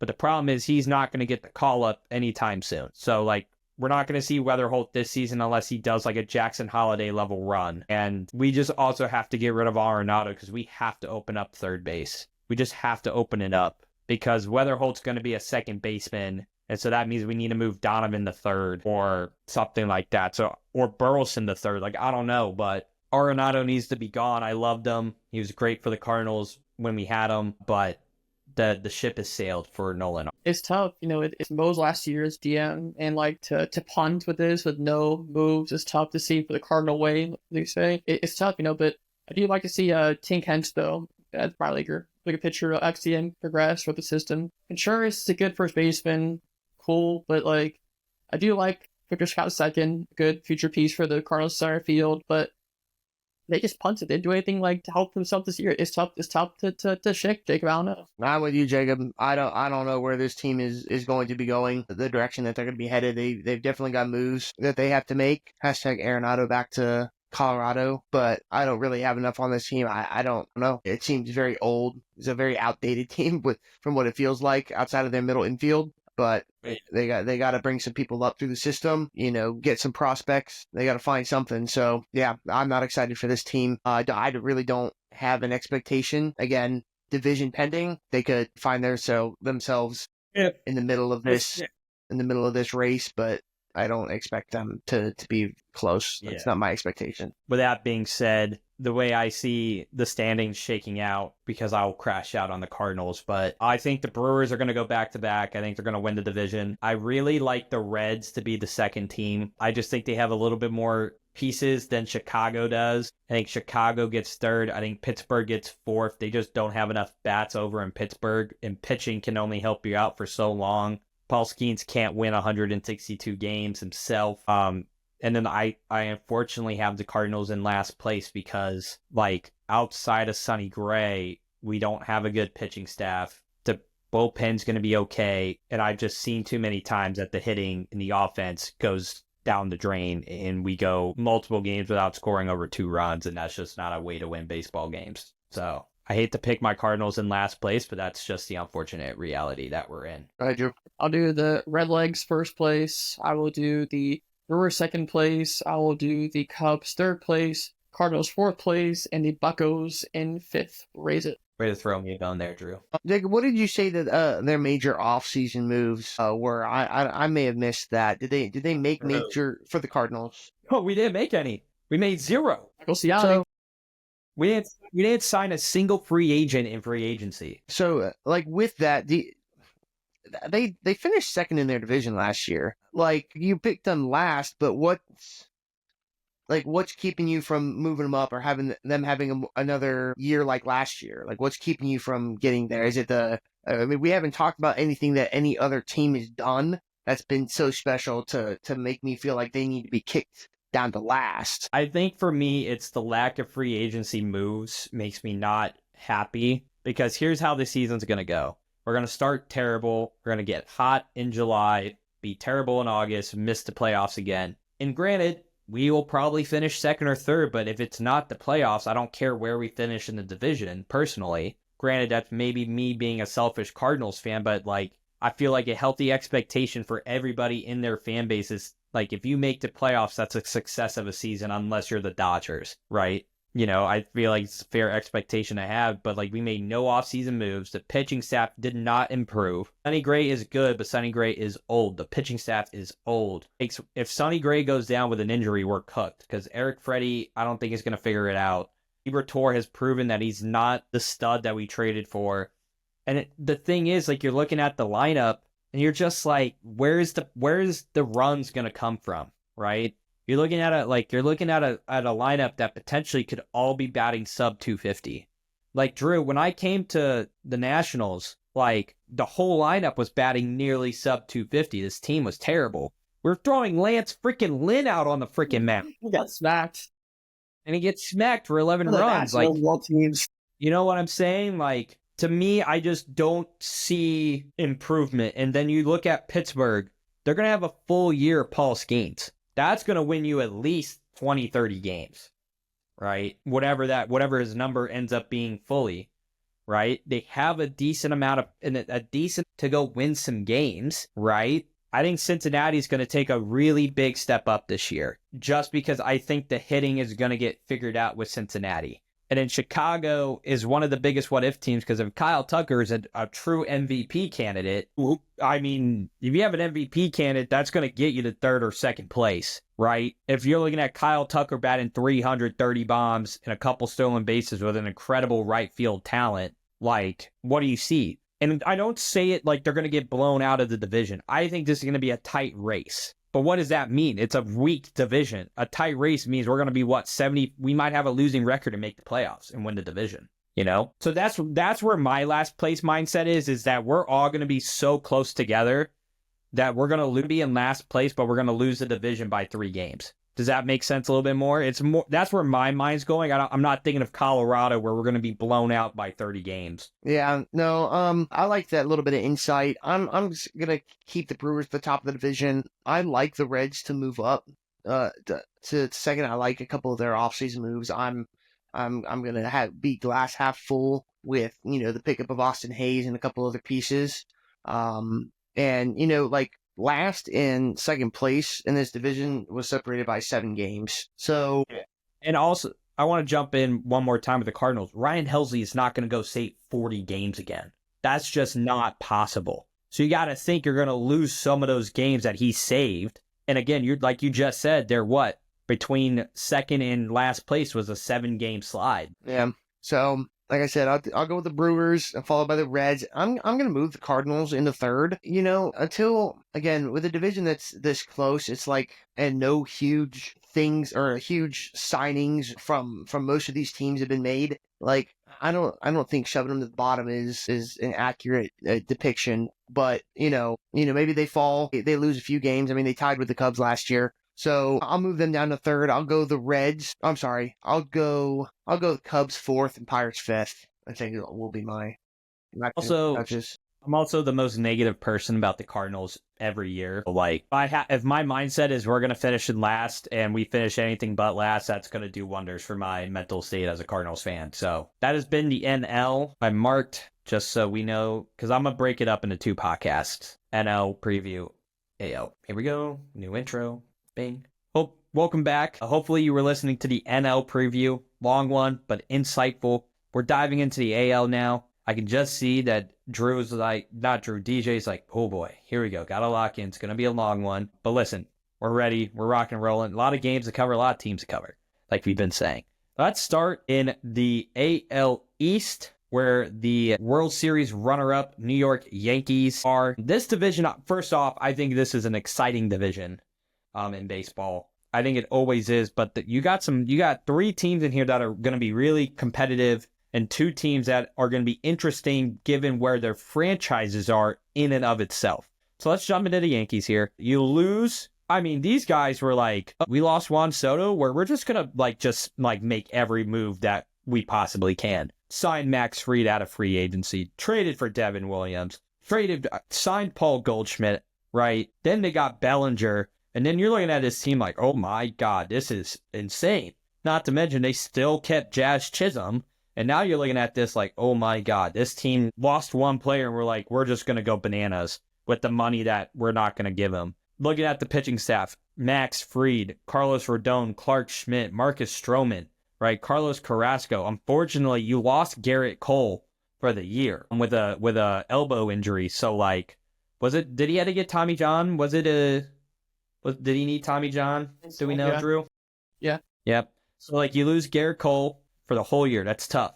But then you got, the question is relief pitching. Who's going to be the guy? Tim Hill, Jake Cousins, Fernando Cruz, Luke Weaver is what I'm seeing on the depth chart from ESPN. And then you got Devin Williams in the close. I mean, the batting is just going to be a tough. It's like, how do you want it? Austin Wells, Goldschmidt. If Goldschmidt doesn't play yet, Ben Rice coming in to give you some business, right? Jazz Chisholm, DJ LeMahieu. If LeMahieu doesn't go, you got Oswaldo Cabrera. You got Volpe. Jason Dominguez is going to get a ton of time now. And then you have Bellinger and Aaron Judge with Stanton in the DH spot if he can stay healthy. Like, and we'll talk about the Bronx Bombers. These guys are going to hit the ball far with some of these, with where they are. Yeah, it's DJ Drew. That's lots of injuries though. Luis Heel actually hurt his lat strain, so he's out for a couple weeks. We're getting the year winner, so it's hard to lose him in the rotation. And Stan's out with elbow injuries, so he's to be gone for some time. That magic they had in October isn't there anymore. They had to find this new magic, this new team. Adding, Fried was a nice addition to the squad, but I mean, who can you really be excited about besides, Judge? I mean, Goldschmidt's aging. Jazz, he's sexy pick, but he's bouncing around the infield, not sure where he's going to play defensively. So they have the quote unquote star power, but can they replicate that same season they had last year? I'm not buying into it. I think they're going to be step back on it. It's that their rotation could be nice, but losing Cole and Heel is huge for them. So I'm not high on them right now. I mean, I don't know that I am particularly fond of the, who do they have to look forward to that's exciting. I mean, they've got a whole lineup of people that people will be wearing their jerseys this fall. Did they re-sign Giancarlo Stanton? Yeah, Yeah. He is coming back. Okay. Bronx Bombers is really it. I mean, you said Paul Goldschmidt's aging, which is a true statement, but he is going to be in a very hitter-friendly ballpark as well, right? He's not in Arizona, which was his last destination, right? No, he was with Cardinals. Goodness gracious, right? That was his last stop. Yeah, I've got all my teams mixed up. But still, Yankee Stadium is going to be much more hitter-friendly. And he's still good on that defensive side. He's going to be a very clutch. I believe he's going to play first base for them. probably Yeah, because they got LeMahieu at third, right? second, third. No, depends. they have him at second. Who is Jazz, No, third base. LeMahieu's at third. LeMahieu's at third. okay? Yeah. So you got people all around to be high on, but you do raise the good question of can they replicate what they did last year? I think come playoff time, it would be a pitcher's nightmare to go up against. But on the counter, you lose Garrett Cole for the year. You said they lost one more as well, right? Luis Heel, yeah. So are you going to be able to recoup from that? Even if you are able to pick up one of those positions and get a solid year out of somebody to replace them, is it going to get you as far? And I think that's a valid question, especially with a young Orioles team that's up on the rise and played the Yankees down to 2 games in their division last year. But I really like the Yankees. They were a team that has spent a lot of money in the past and it hadn't gotten them as far as they've wanted to. And they're right on the cusp there. I don't think this is a World Series year for them. Again, with that lack of pitching. I don't know, man. The AL, I want to jump in. I think the AL, there's only like a couple big dogs because the rest I just don't think are either ready or like have enough firepower to survive. I mean, the Yankees, top to bottom in the lineup, who are like, that's a lot of bats that you're going to have to get through. Granted, some of them aren't what they used to be. Like Bellinger wasn't what he used to be. Stanton is aging, right? But like, you got some dogs in there, right? And obviously, pitching is the biggest question mark. Because if Max Fried goes down with injury, you are looking at a very long year as a Yankees fan. So, again, with the AL, with the way I see it shaking up, I think I would be remiss if they don't have one of the better shots to getting back to the World Series with them. I'm not saying that they're not going to have their shot. I expect them to be a division champ. You could argue they could lose to the Orioles, I think, but winning the ALDS and possibly being competitive in the championship series. But again, you're talking 7 games and you're missing 2 key pieces, especially your best starter in the lineup, arguably. Yeah, but I think that's why you sign a guy like Max Fried. Right. But yeah, that's still only half of the equation, right? Again, if you're in a pitching battle, right, the Yankees lineup on offense is going to be your worst nightmare, right? But if you're I don't know. I will say if you're in a playoff series, which we'll get to our playoff picks, which we should have done on the NL, but we'll just do it at the end of this as a totality piece. But it's like after you get past Rodon, like might be BP, depending on like if you go up against the Guardians, it's a tough lineup there too. Anyways, did you have anything more to add on the Yankees before we jump into the Baltimore Orioles? Me, no, I'm good. I like the Orioles. All right, let's talk a little bit about the Orioles here. Again, a team that I think a lot of teams should model their rebuild from because, man, were the Orioles terrible. But now they're exciting, and I love it. And they're led by young guys that I'm absolutely dying to see. I mean, let's just start it off with the lineup before we dive into the pitching staff. I mean, you're looking at Adley Rutschman, arguably one of the best catchers in the game. Switch hitter, does amazing job. Not a switch. Is he a switch hitter? Am I making that up? You're right. Yep. Ryan Mountcastle, consistent at first base, just absolute mainstay for them. Jackson Holliday, I'm so excited to see what this kid can do after a full offseason. He's figured it out at every level, and I'm so excited to see what he's going to do this year. Jordan Westberg, again, key of consistency. Him and Ramon Urias going to probably split some time at third. Gunnar Henderson, second best shortstop in baseball behind Bobby Witt in the AL side. Love Lindor as well. Top 3 shortstop. Colton Cowser in the outfield. You're looking at Cedric Mullins and Tyler O'Neill. I'll tell you right now, I've been on the Tyler O'Neill train. It's so exciting until he gets hurt in March. Not in March, until he gets hurt in May. Then he's out for 2. It's so exciting because he's going to hit, in the first 10 games, he's going to hit 3 bombs. You're going to be like, oh my God, this is exciting. He has all the tools. He's so fast. But then he's just going to be injured for half the year. So have fun with that, Baltimore. They have Ryan O'Hearn as the DH, which I find surprising because Heston Kjerstad, Drew, I don't know if you remember this kid. The kid from Arkansas, that all he does is hit tanks. And I'm so pumped to see Heston Kjerstad in the MLB because I think he's just going to be a nightmare DH/outfielder for some teams when they go up against him in the bat. And then you're looking at the depth pieces. If Jordan Westbrook goes down, you have Kobe Mayo and Jorge Mateo kind of in the back here. You do have Dylan Carlson and Ramon Laureano, as well as some filler pieces if you need to give Mullins a break and you still have to start Cowser and O'Neill. But I mean, the lineup is really, really good. It's what I love about baseball is Gunner's going to hit for power, he's going to hit for contact, and he's going to steal. And he has great fielding go along with it. Jackson is the same way, Jackson Holiday. And you have some guys that if things go the way they do, you're looking at a great lineup that not only can hit for power, but can hit to get on base. The O's, they did lose Anthony Santander this past offseason to Toronto, so he's a big power guy they've been missing. They're trying to replace that with O'Neill's a platoon hitter, pretty good defender. They're really big on youth. Yeah, like you said, Gunner, Adley, Cowser, aka the Milkman, Tom Cowser. They're staples for this franchise going forward. And pitching wise, they had Troy Morton this offseason in the rotation, so adding him to the rotation with Zach Eflin, Chris Rodriguez in the rotation for them, Kyle Bradish. Pitching is going to be their biggest, I would say, thing need to work on this year. But this fan base is so fun to be around. I went to a game last year against the A's. Incredible time. They have a bar called Pickles by the ballpark. Great place to go. Great crab pretzels. Great libations for your of-age people to drink. Awesome team to watch. And there would be a really fun team to watch this playoffs. And I'll give you a name to watch. Sam Basayo. This is a 6'4", 220 catcher in AAA. I saw him play at Blue last year. Got a leadoff, has wheels. They can trade him away in the offseason, trade him away in July, but Sam Basayo, catcher, watch out for him in the coming years. I want to talk a little bit about the pitching staff. It's a little bit, when you look at it, it's a little bit disheartening because you got Zach Eflin, Grayson Rodriguez, who's solid, but he's also battled some injuries. Charlie Morton, Dean Kremer, who's not bad, Kramer, Tomoyoki Sagano, which I have no info about him.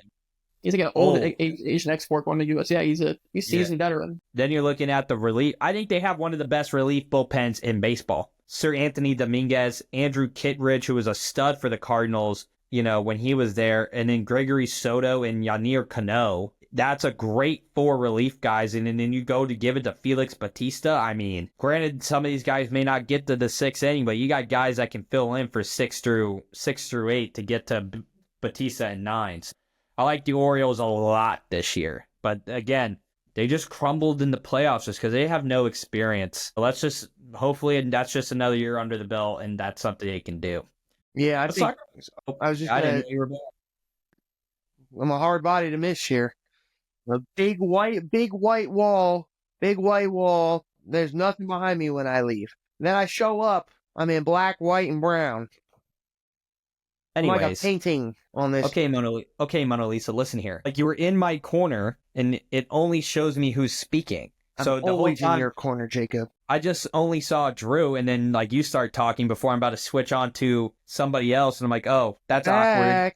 That's awkward for me. No, I think you guys hit the nail on the head with the pitching staff. I think this is a very unknown pitching staff. That can obviously do you wonders, right? The Orioles won 93 games last year. I think adding a veteran presence in Charlie Morton has the ability to have this pitching staff learn a lot. I don't think you're going to count on him, throughout this season. I don't expect a All-star year. I'm sorry. All-star year, no, all right. Yeah, an all-star year. Well, I'm trying to think of the pitcher's name from the Yankees so long ago. 40 years old, famous guy. I'm just absolutely. Ian Wells? No, they're talking legend. World Series pitcher. Oh my gosh. Pitched in. No, against Boston. Pettit's a good name though. Clemens? Talking about Sabathia? No. Gossage? Drew Gossage. Am I thinking of Roger Clemens? I might be thinking of Roger Clemens. Yeah, for a little bit. I might be thinking of Roger Clemens, but it's just rattling off. That was good name picking, guys, by the way. It's absolute just ball knowers. But I think he's going to be a good veteran presence for them, and I expect them to take a big leap this year. I like them on the top of this division if they can replicate on top of learn from their mistakes and grow from the team that they were last year. I think this is a team that could. I'm going to use the term easily take over the AL East, but I think they can make it look as effortless, if not more effortless than it did last year, just to come up from what seemed like nothing. Love it. Let's talk a little bit about the Boston Red Sox here. I think this is a team that has a ton, when I say a ton of potential, I truly mean that with the Boston Red Sox. I think Garrett Crochet was one of the best. They signed him or trade for him, Drew? I think it was a trade, I think. Can't remember. Actually, no, I think they signed him because he was traded to the Dodgers and then he left in free agency, correct? Let me check my sources, Jacob. Hold on. So Passan says, my guy Passan, there's a trade. He was a trade in December. Traded from the White Sox to the Red Sox. My guy Passan. Yeah, my guy Jeff. We're friends. Cool. Jacob? Cool. So they got Crochet. Tanner Huck was their best pitcher last year for them. Brian Bello is going to take some crazy steps up for what they're doing, right? He's going to, instead of being the ace, he's now the third guy, which is good for him in his young career. You have Walker Buehler, if he stays healthy, what a fourth pitcher to have in the lineup. And you have the veteran ace in Lucas Giolito, which, you know, he's going to give you some really good innings. This is a really good pitching staff for the Red Sox of years past. This is a great pitching staff in comparison to them. I think the bullpen can use some work because I heard that sigh. Anyways, I think. Sorry, I'm watching basketball. It's March. I get it. Like, I'm watching. Like, Garrett Whitlock is solid. Winchkowski is fine. I think they have some relief issues, but then you get to the closer and it's Hendricks or Chapman, who are both aging guys. But, you know, if you're giving them 50-50 duty, like, it's not going to be that bad for them. Excuse me. And then continuing on, I mean, this is a really solid lineup, right? You're looking at Connor Wong is a solid catcher. Tristan Casas is supposed to take a huge step up this year. A lot of people are excited about him. You know, Hunter Malone of Hammered and Homers and Your Mom's Favorite Little, you're like, he's huge on Tristan Casas this year, right? David Hamilton is a solid second baseman with Vaughn Grisham from the Braves. You get Alex Bregman because you didn't want to pay the Arenado stuff, so you get Bregman at a cheaper price point, which is huge at third base. You have Trevor Story, who, if he can freaking figure it out, that's great. Jarren Duran's going to be a stud. He had a breakout year last year, and I think he's only going to be better this year. Jarren Duran is great. I'm not quite sure about Rafaela, and I'm not quite sure about Abreu, but they're good, but they're not great. Outfielding wise, they're good. Hitting wise, they're suspect. And then you got to figure out what you're going to do with Devers, because Devers doesn't want to leave third base. And then you still have Masataka Yoshida as your DH as well. So, like, you got some room to play with if you're the Red Sox. But this is a really good team that they haven't had in a while. And I'm really excited to see what the Boston Red Sox do this season. It's exciting to see. I'm sorry. Oh, no, go ahead, Drew. All right, thanks, man. So, Red Sox, I'm excited for them too, Jacob. You know, Garrett Crochet is a horse.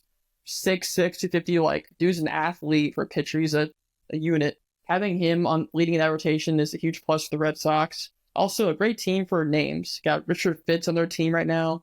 Cutter Crawford. Awesome team for names with the Red Sox. But the biggest conflict was, you know, with Bregman, who's going to play third base. It was Devers and Bregman. Well, that was the whole thing in the past, 3 weeks. But having that lockdown of 1, 2, 3 of Duran, Bregman, and Devers, that's a filthy 1 through 3 lineup to have to open the game. So that's going to be a really potent lineup, I think, to have.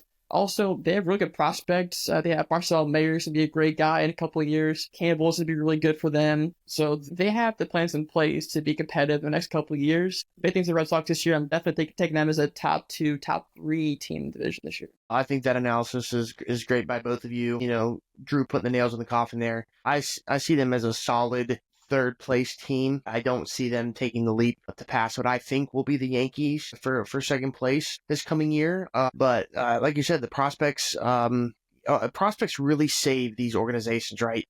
We see this year in and year out with especially a team like the Rays, who never pay anybody, but they feed through that, through the minor league system. But, with the problems that the Rays are having, their stadium stuff, I think that's going to throw their whole organization for a twist, in my opinion. But the Red Sox themselves, they've made moves, like you said, this offseason. I don't think the depth in the relief side is gonna hurt them. I think Chapman is always a great person to have in your bullpen to relieve games, even if he's not the number one.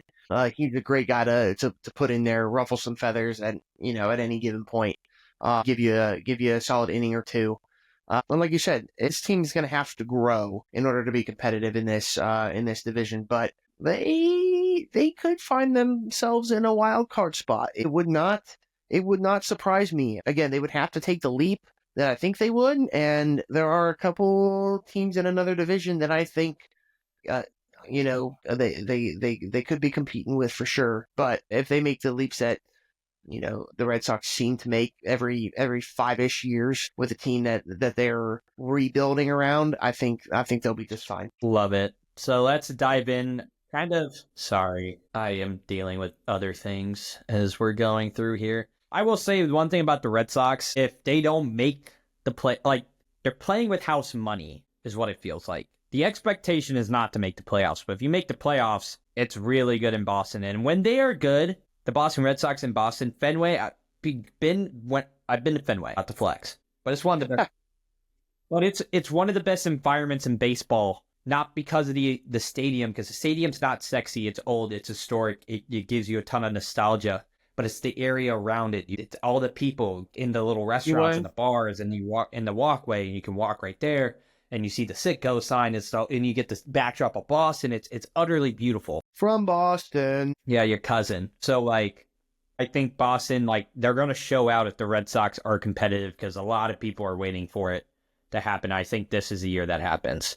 It's smart. I want to touch quickly on the Blue Jays and Rays, because they're both kind of in the same boat. Oh, didn't realize Max Scherzer is on the Toronto Blue Jays, so maybe we're not going through this quickly. But I just feel like Toronto doesn't know what they want to do, because outside of Gausman, Scherzer, Berrios is solid.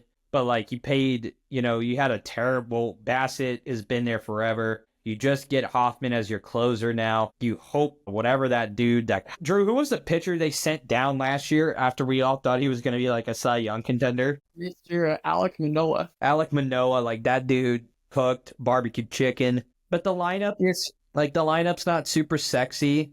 In the biggest question mark all year for the Blue Jays is just going to be, are you going to re-sign Vlad? And this is going to be the year either Vlad decides that he's going to ball out and the Blue Jays can't afford him, or it's going to be whatever the case may be. It's still weird that we have, a Toronto team in baseball every now and then. I'm oh, that's weird, the Blue Jays. But also, it's great for the sport. I don't know, just me going on hey, yeah, baseball's international. Okay, yeah, we're not flying to Japan every freaking weekend. I'm in your office.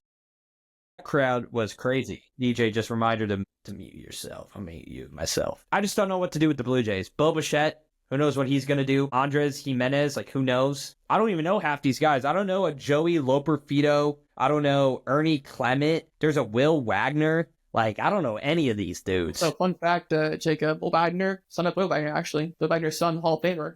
Pretty crazy. Will Wagner's kid. But Blue Jays, they have Santander this year. Got a good pick from the Orioles, 30 home run guy. They got Hunter Jimenez, all-star from the Guardians, really good defender, but the bat has more to be desired. They made some moves, but again, the body drama is big. Bo Bichette kind of flatliner. He's not at where we want him to be. George Finger's there. He's a veteran, cool for the team. They're a bottom division squad, but just the pitching is quality. You have Barrio, Scherzer, Bassett, and Gausman. The bullpen has Jeff Hoffman's in the team now for them.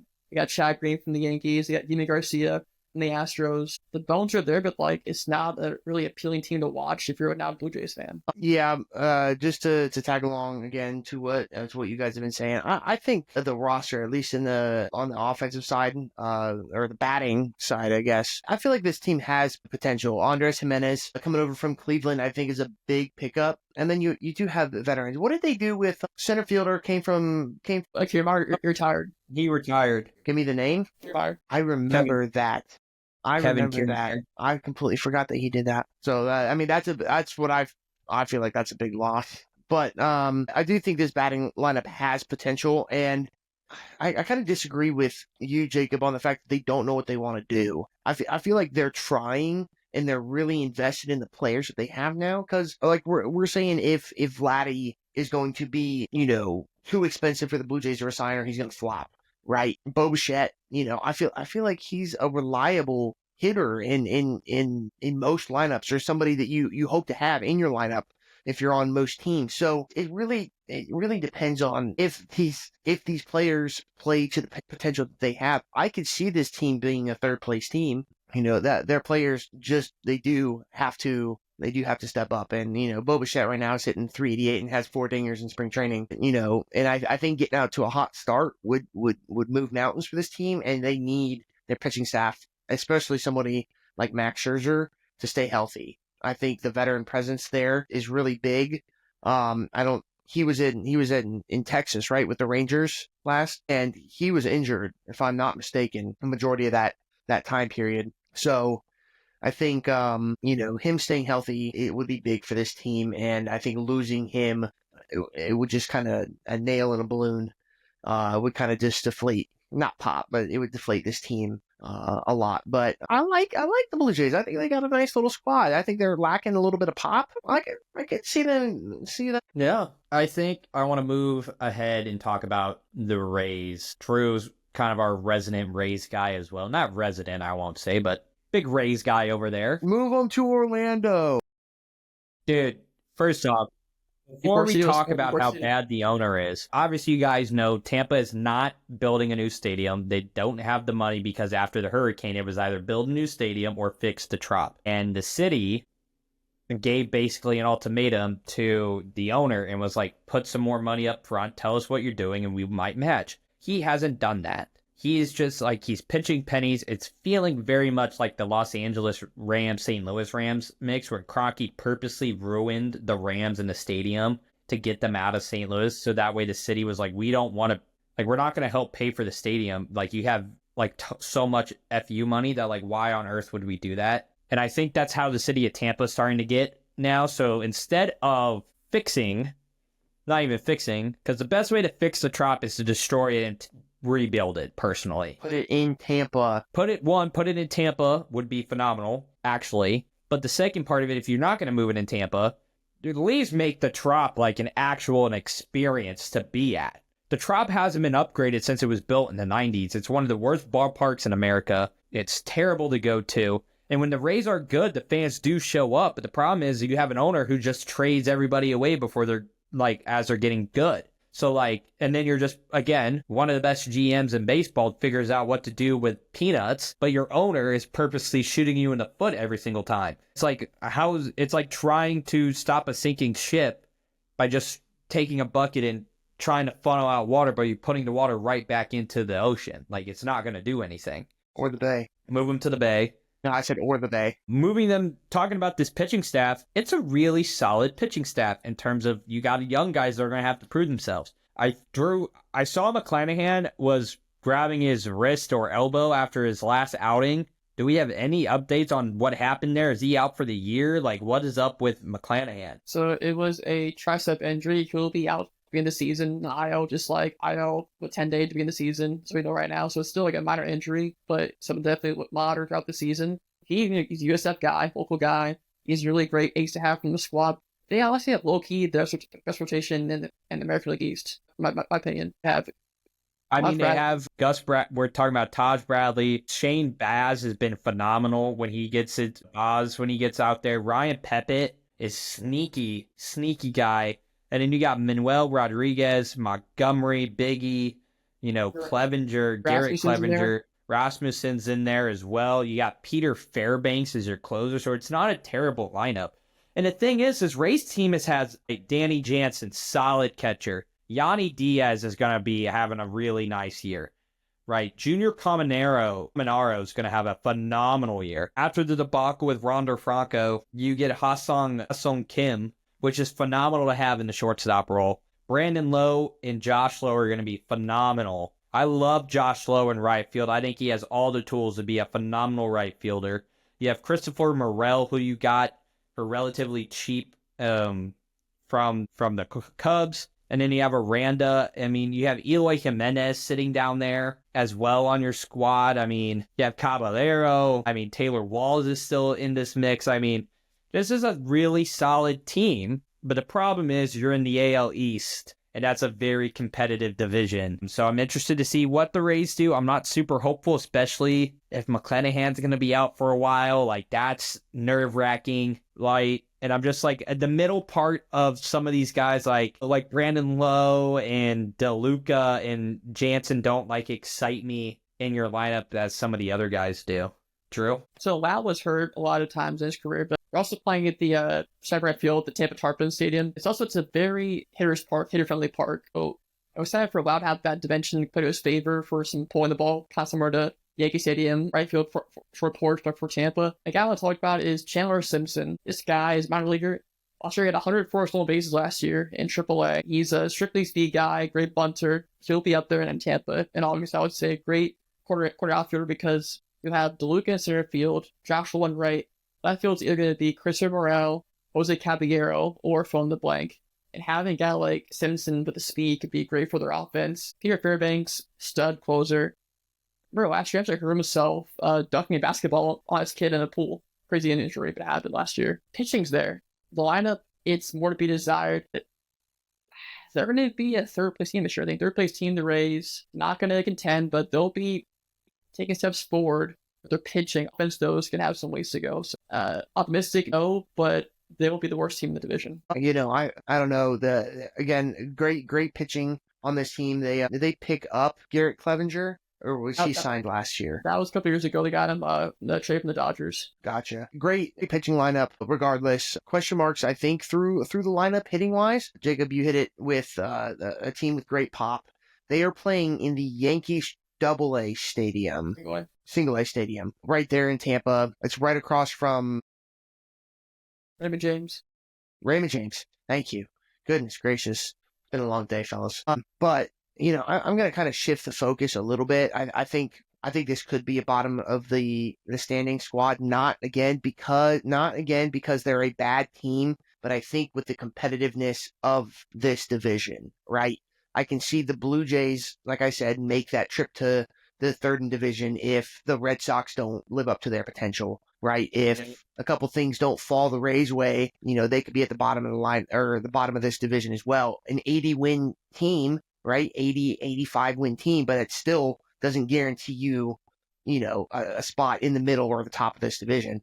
Could easily be a wild card team, could easily be at the bottom. That's kind of where I'm at with almost everybody in this division. I think this is a pretty stacked division as far as potential goes. Rising stars, obviously Yankees and Orioles, but everybody else can flop between those three. But shifting the focus, do you, Jacob, or Jacob Andrew, I guess, are you in favor of the Rays being sold and moving to Orlando? What are your guys' thoughts on that? We've been covering it like crazy lately. Is there a market in Orlando? Do you guys want that? I think there is a tourist market. Have this proposal is like a $2.1 or $2.8 billion stadium.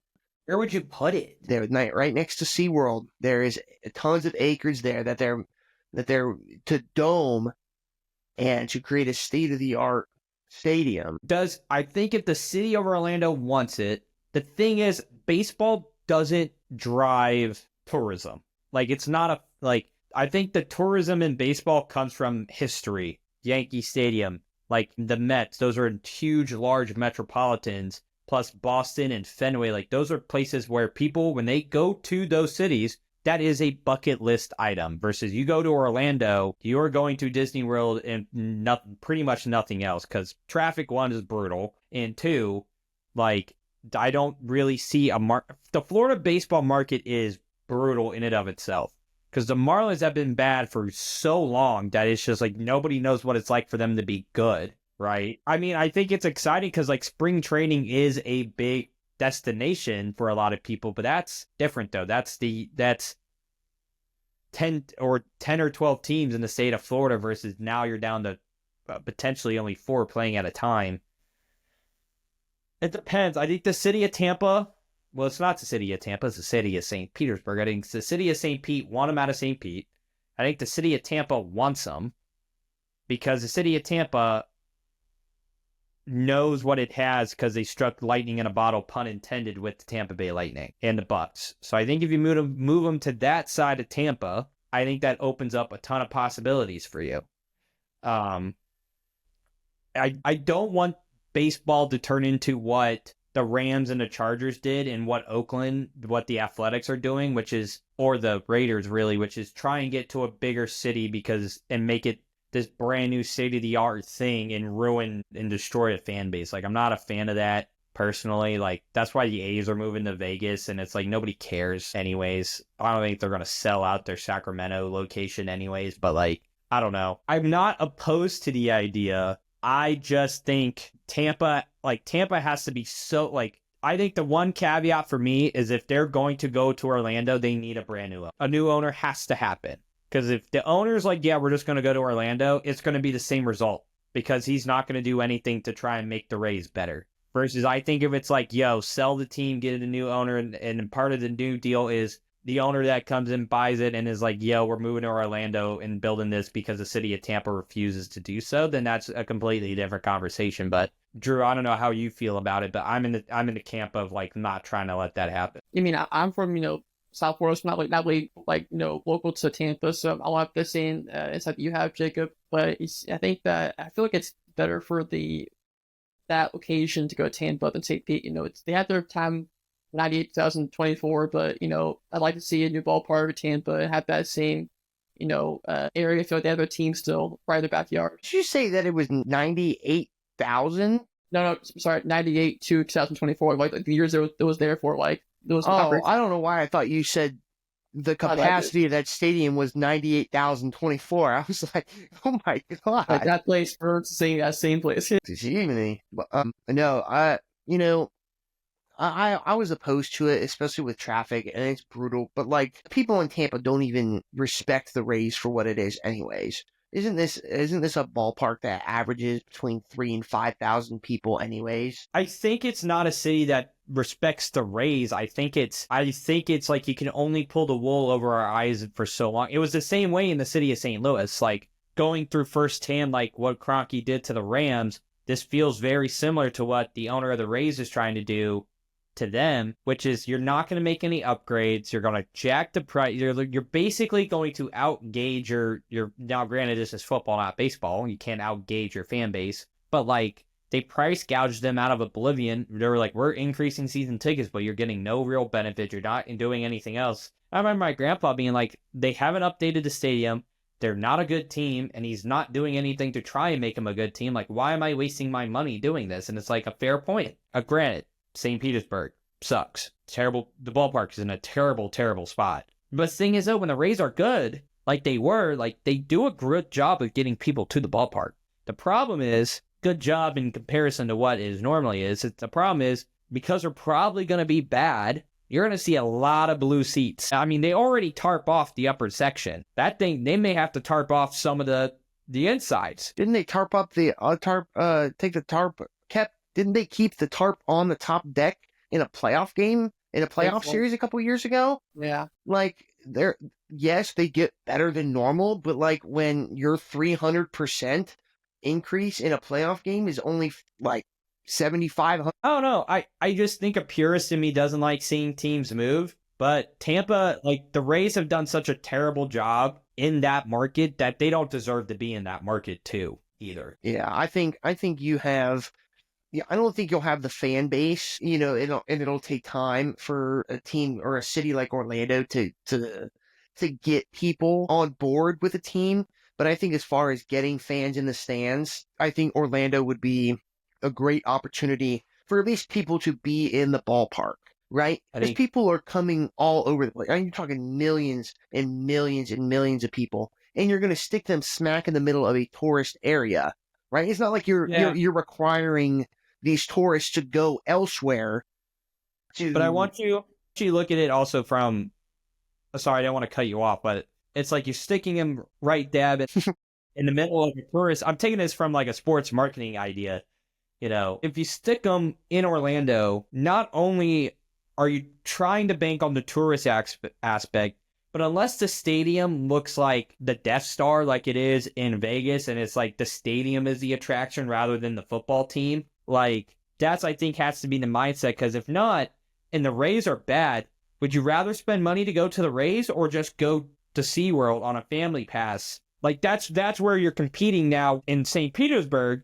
You're competing against nothing outside of yourself sucking and having one of the worst stadiums in baseball. So that's where my logic kind of goes from a like a marketing and I financial. mean, they're gonna have a stadium like no other. Like I'm looking at the thing here. I mean, Yeah, but they're probably not going to be able to build it by 2030. We're going to have families and kids by then. Well, hopefully. true. Shout out, Drew. Nice little 1 year with this girl. Congrats. Sir, thank you, sir. Clap it up. I think it'd be worth a try because I believe this team is either looking to either acquire the Tampa Bay Rays or they are looking for the MLB expansion, which would open up the gateway for a team in Salt Lake City to expand as well. You know what team? I will say, if we're going to add a new team to baseball, it needs to be in Nashville. Okay. That's my number one destination. Is if we're going to expand MLB, there needs to be a freaking team in Nashville. What would be better than walking away from a 3:30 game and then hitting the bars, bros? That's what I am saying. Look at the Predators. When they are good, that fan base shows out. And you want to talk about a tourist, everybody's in freaking Nashville nowadays. You want to know who's not a hockey fan and attended a hockey game while he was in Nashville? This guy. I think if you're going to expand baseball, you need to put them in two spots, in my head. Nashville and Austin.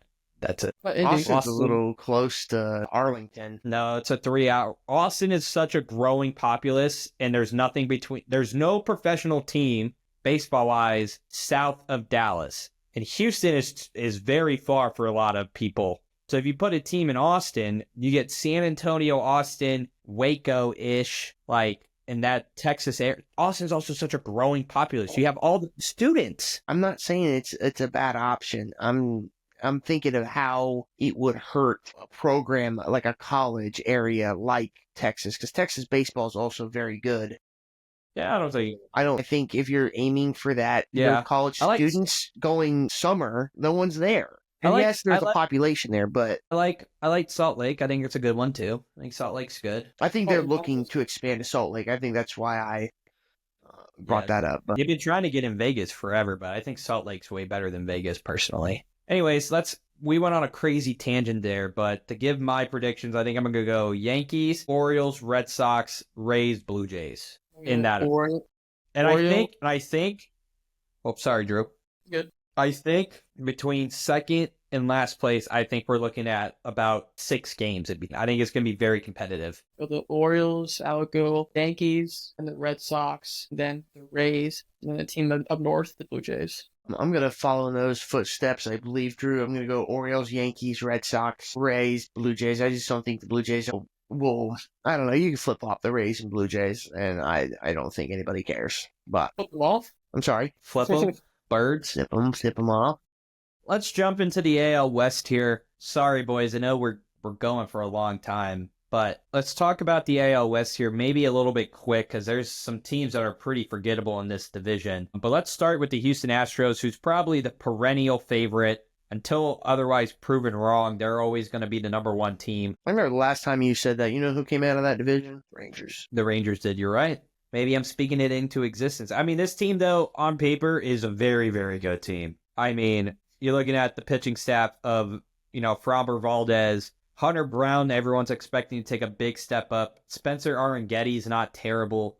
You're kind of worried about the last two guys, but if you get the big years out of Valdez and Brown, you're in a really good spot.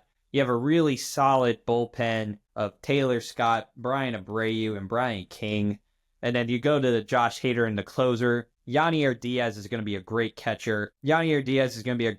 Christian Walker is going to be super solid. Looking at Dubon's going to be solid second baseman. Isaac Paredes is going to be a monster for them. Oh, you're looking at Jeremy Pena. Jose Altuve is projected to be a left fielder. Jake Myers and Cam Smith out there with Chase McCormick kind of hanging around with Ben Gamble. And then you got Jordan Alvarez, who's just a monster at the tank. Drew or DJ, floor is yours. Go ahead, Drew. Okay. Yeah, it's, the Astros, the rotation, I like you said, Hunter Brown's be a good piece for them. Ronald Blanco with the no-hitter last year in April was incredible to watch.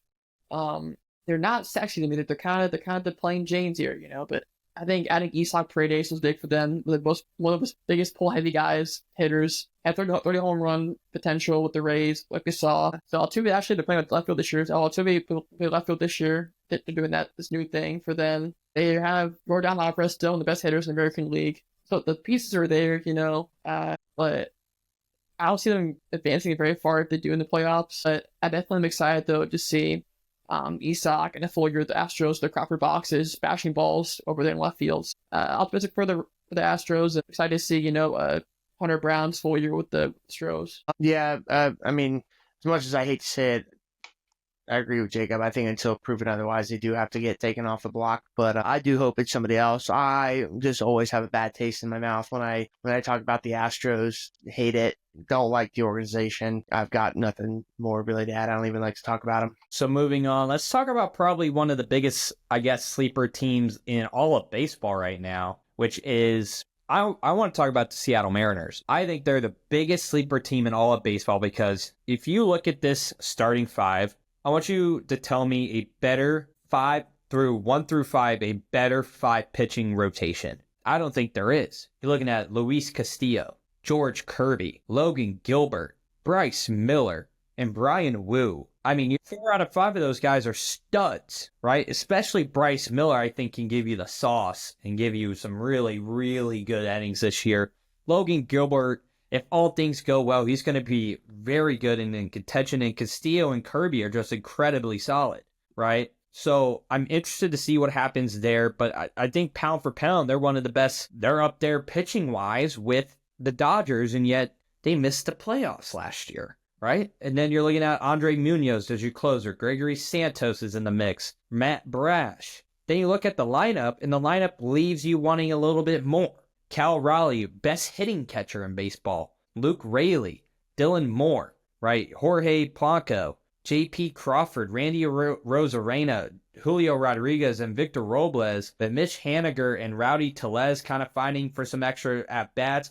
And Mitch Garver potentially slated to start in your DH spot right now. The Mariners is like one of the cases of if the offense figures it out, the pitching staff can propel them into the stratosphere. But the problem is, it's either they have the hitting and then the pitching lets them down on an off day, or the pitching does great and then they don't have any hitting and they lose a 4-1 ball game.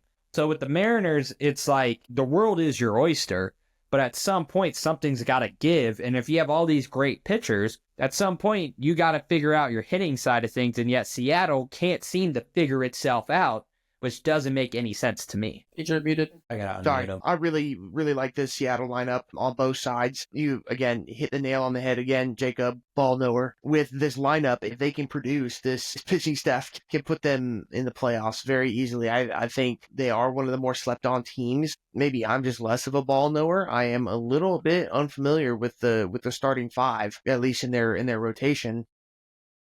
Personally, I'm a big fan of Bryce Miller. I'm trying to pull up his stats from last year, DJ, to try and give you a better idea of who he is. While you're doing that, I do think a pickup like a Randy Rosarena, was he mid-season last year? He was traded, yeah. It is a huge pickup, especially with the offensive side, and then he just adds, again, phenomenal range in the outfield. Would you consider Seattle to be a hitter-friendly ballpark? I think I would. At least as far as hits, I think it's a hard home run ballpark, but like I feel like the gaps are huge. Yeah, I agree with that. So Bryce Miller in 2024 had a 12-8 record and had a 2.94 ERA. Started 31 games. 12-9 with a 2.94. Yep, 12-8, 2.94, 31 games started. Like, that's just one guy. Like, I think, was Logan Gilbert like hurt for most of last year, or I can't remember what was his issue. Went to college at? You guys know it? Isn't it college now? That's No. University. Adders. Was he a Stetson guy? Was he part of that Stetson team that hosted? Maybe. That was a 2018-19, I would say. Stetson, the most sleeper college in the U.S. Uber. Low-key kind of Mm-hmm. trying to find pitching. Somebody else. 2024. Thank you. Give me what I want. Yeah, I like the Mariners though. You know, they're really good pitching staff. Randy has to take a step forward this year. You know, when he's hot, he's one of the most electrifying guys in baseball. Him with Rodriguez is really exciting to see for a nice tandem with those two. Raleigh, the big dumper, a great catcher. You know, he'd be really good for the team this year. 30 home run kind of guy. They're a sticky team, like you guys said. So I'm excited for them this year, and hopefully we can see the playoff games in Seattle this year. I'm still doing a quick bit of research. Did they make the playoffs or they missed the playoffs last year? They missed, right? Yes. Yes, because the AL Central was, I think, had 3, if not, I think they had all the wild card spots. KC came in Detroit. Yeah, it was like KC, Detroit made it, and the Guardian and the Mariners were battling, but they like stunk towards the end. So like I wanted like the reason why I'm talking about this pitching staff because I just looked up Logan Gilbert's numbers. Right. We were just raving about Bryce Miller having a 2.94. Logan Gilbert was a All-Star last year, had a 9.12 win-loss, had a 3.2 ERA with 33 games started, 200 innings pitched. Right. Some of the other metrics like have really kind of like helped in his favor, like, you know, not a whole lot of hit by pitches. His ERA is not terrible. His whip was a .887. Like, you know, the 9.12. That's what I'm talking about with this Mariners team is that like they're getting great pitching and then the offense just lets them down, right? Or then the bullpen lets them down. So it's one of those things that's frustrating. 2 seasons ago, Luis Castillo had a 3.34. Was an all-star. This past year, 11-12. 11 wins, 12 losses, had a 3.64 ERA. Like, it makes, like, kind of, like, little to no sense that this team was fighting for a wild card spot with a pitching staff. Like, 3 pitchers are below a 4 ERA. So, you know, maybe I'm just, like, misreading the stats a little bit, but that was one thing that's confusing to me about the Mariners. Jumping ahead, kind of a team that fell, like, way off than what we thought they were supposed to be after coming off a World Series was the Texas Rangers. You know, when you sign a man to an absurdly amount of money and gets injured, and then your other person that you spend a lot of money on I believe it was a 1-year deal for Scherzer, right? Is he on a 1 year? Yes. Sounds right. You know, and he gets injured as well. I mean, you're due for a fall off. But this team, and I'm cutting you back off, Jacob. I think this is a team that has the opportunity to make a huge leap in this division. I think they've got some pieces on the offensive side, just like a lot of teams. You know, I feel like that we've talked about. They need their people to make the leap, or they need them to do their job. But I mean, Marcus Simon, Josh Smith, Wyatt Langford, you know, you got Jock Peterson add some pop. And then I'm missing one other name that I really wanted. Oh, Corey Seager over there at shortstop. And then you've got a pitching staff that I feel like is a little underrated, you know, highlighting Patrick Corbin with a big pickup this offseason. You know, if you get the innings out of him that you hope to. Again, I feel like they make a habit of hiring these older pitchers and expecting them to be in their prime. It has seemed to be the theme the last couple of years. But given that they can give them valuable innings this year, I think this is a team that can really, really make a leap towards the top of their division this year. Yeah, I think looking ahead, it's with the Rangers.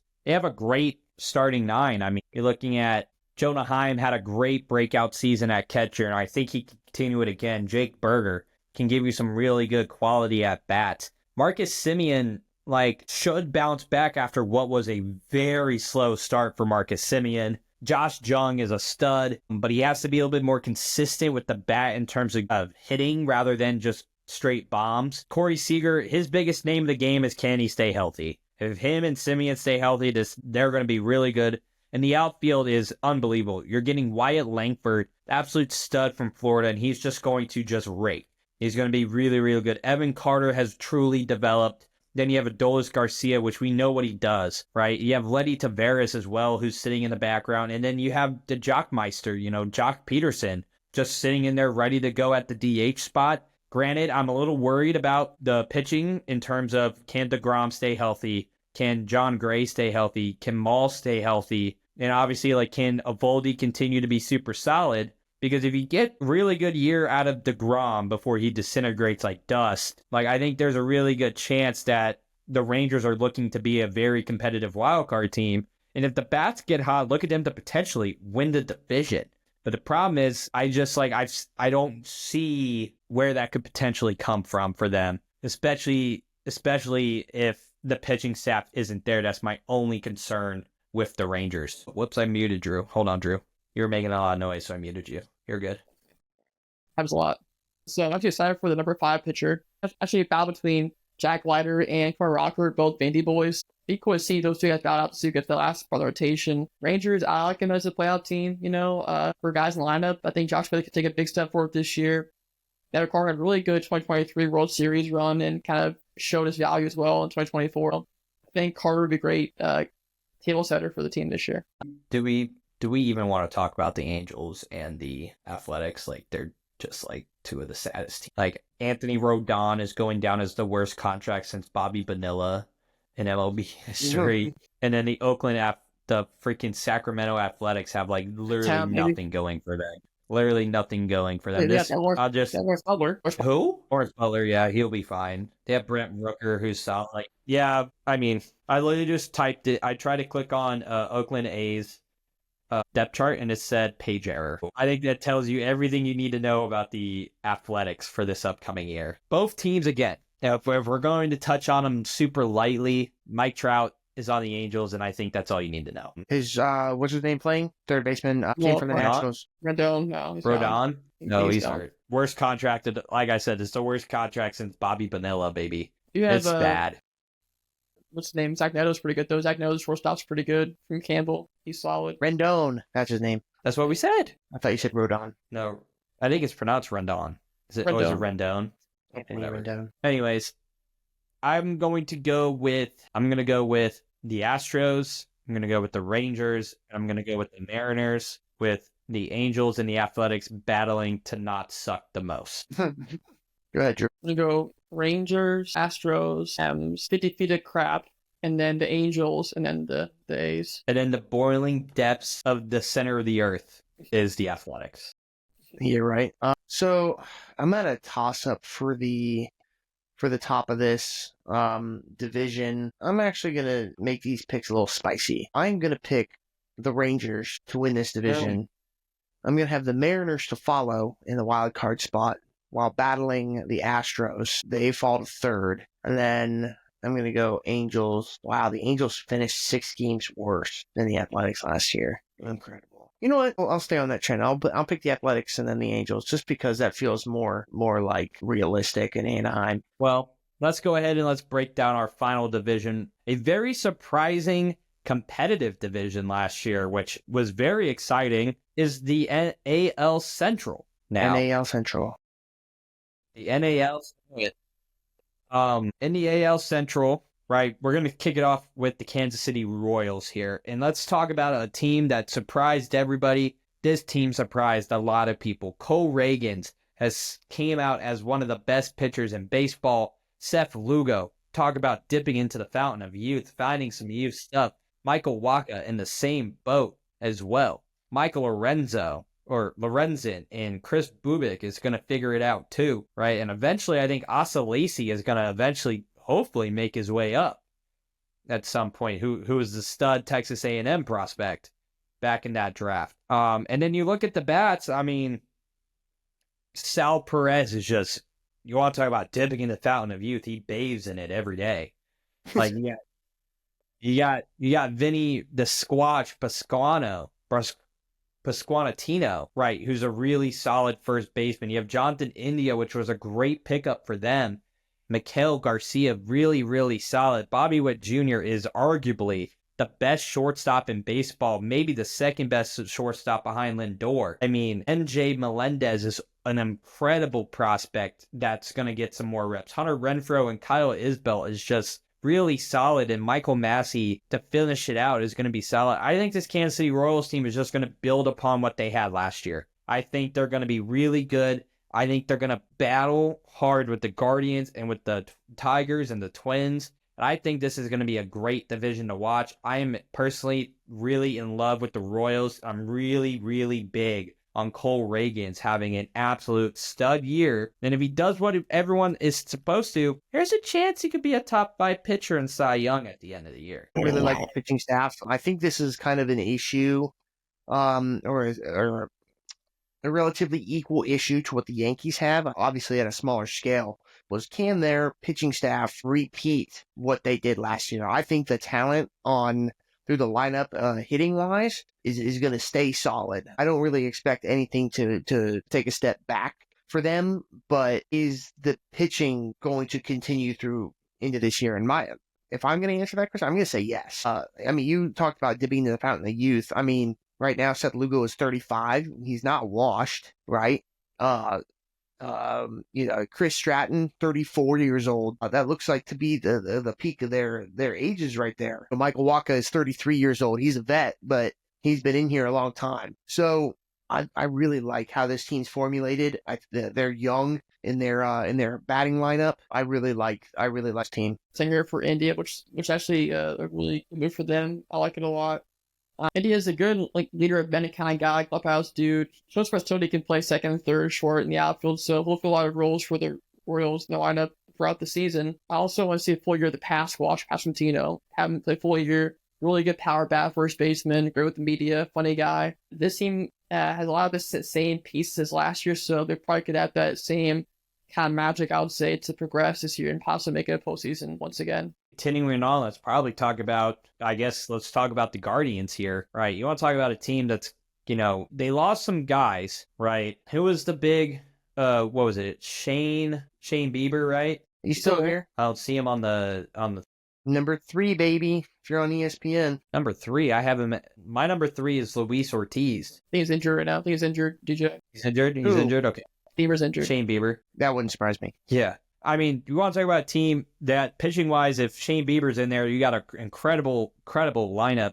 Gavin Williams and Tanner Beebe. Emmanuel Clase is one of the best closers in baseball. Gaddis and Sewell can give you some really good relief innings. And I mean, this lineup is just nasty. Bo Naylor, right? Carlos Santana. Gabriel Arias. Jose Ramirez is an MVP guy almost every single year. Right, I'm not quite sure about Rocario, so you might need to feel me hit. But Stephen Kwan is the epitome of just consistency since he's, had the breakout. Lane Thomas, I'm telling you right now, do not sleep on the Lane train. He's going to be a stud. He's going to be phenomenal. Will Brennan and Kyle Manzardo, I mean, this is going to be a great lineup through and through. If the AL Central was what it was last year, this is going to be a super competitive division, and this is a great lineup to get through that. DJ, I want you to kind of touch upon your Guardians and talk to us a little bit about what you know. I know that this team is committed to a strong pitching lineup. I think Cleveland has been... I lost your audio. Nope, nothing. Testing.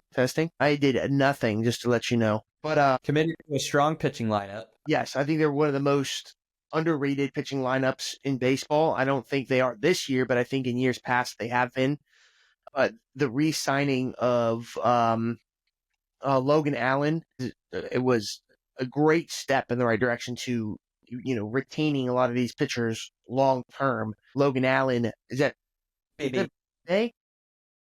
Shane Bieber, of course. I mean, he's out right now. He's injured, but he's still throwing 5 days a week. I expect him, maybe not an opening day type of guy or those first couple weeks, but he should be back and healthy. Tristan McKenzie is a great young pitcher for them and gave them valuable innings last year. And then did they retain the Emmanuel Clase, best closer in baseball last year, kind of fumbled as relief pitchers tend to do for Cleveland in the postseason. They rely heavy on them throughout the middle of the season, and then they tend to choke in the postseason. But like you mentioned, Austin Hedges, Bo Naylor are the catchers for this team. Jose Ramirez is obviously the stud of this roster. Carlos Santana has been on and off this team, but a very good veteran presence for them. You highlighted Brian Rocchio. Something wants to tell me that he was acquired in a trade. I could be wrong about that, though. Is it the Mets trade with Lindor, or no? Yes. Let's see.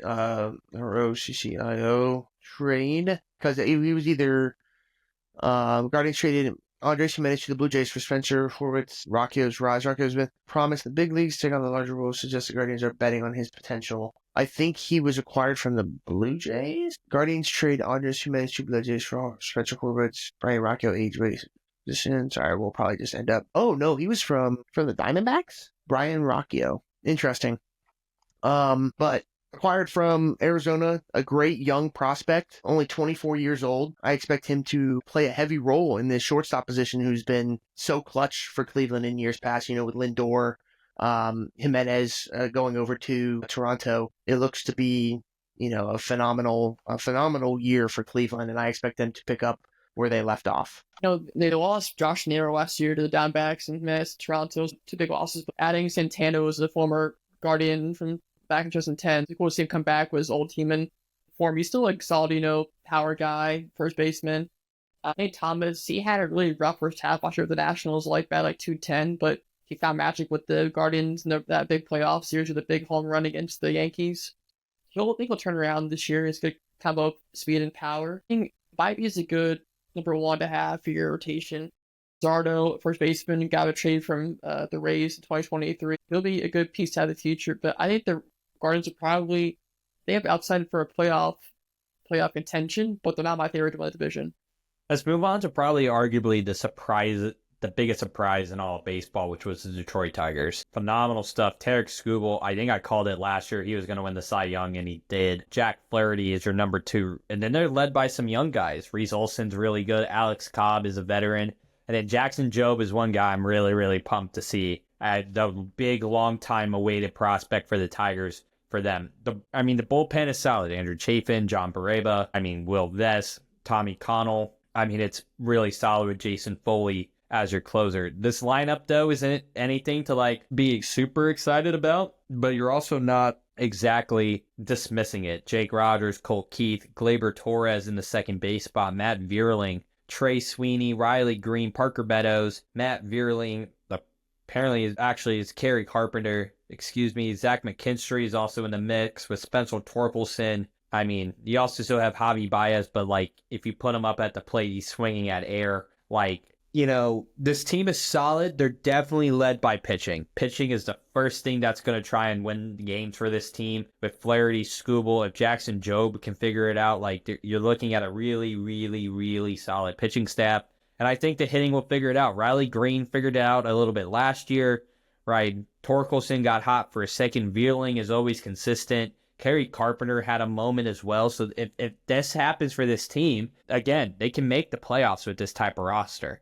But again, if the pitching's not there, they don't have the bats to try and survive pitching. The lack of. Yeah, man, I have to agree with you, but the rotation, man, it was School's the best in the league. It's by far. Flaherty was a nice piece to add in the offseason. It was second stint in Detroit, played there a couple years ago. They're really strong. I also got to mention Casey Mize, the former first-round pick in the rotation from Auburn.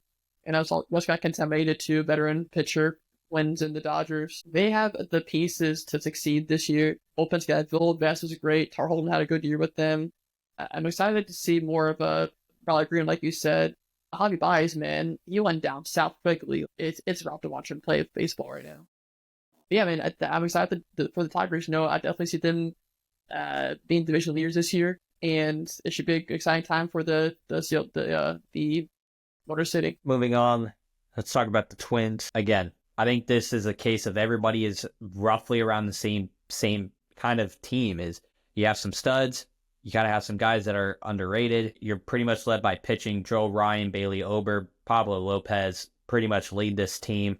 They got Johan Duran as one of the great closers. And this batting team of Ryan Jeffers, Ty France, Willie Castro, Royce Lewis, if he can stay healthy, is a freak of nature. Carlos Carrera is pretty solid. You have Harrison Bader in the mix to give your outfielders some off days with Jose Miranda. Tyler Buxton, again, if he can stay healthy, he's so good. Larnick and Wallner can give you some really good at-bats and where things are going and the numbers there. But again, this team is one of those teams, they just win good ball games by playing good, clean baseball. And if Royce Lewis can stay healthy, this guy is going to be special. He's so good. He's a freak of nature. I think he's going to be...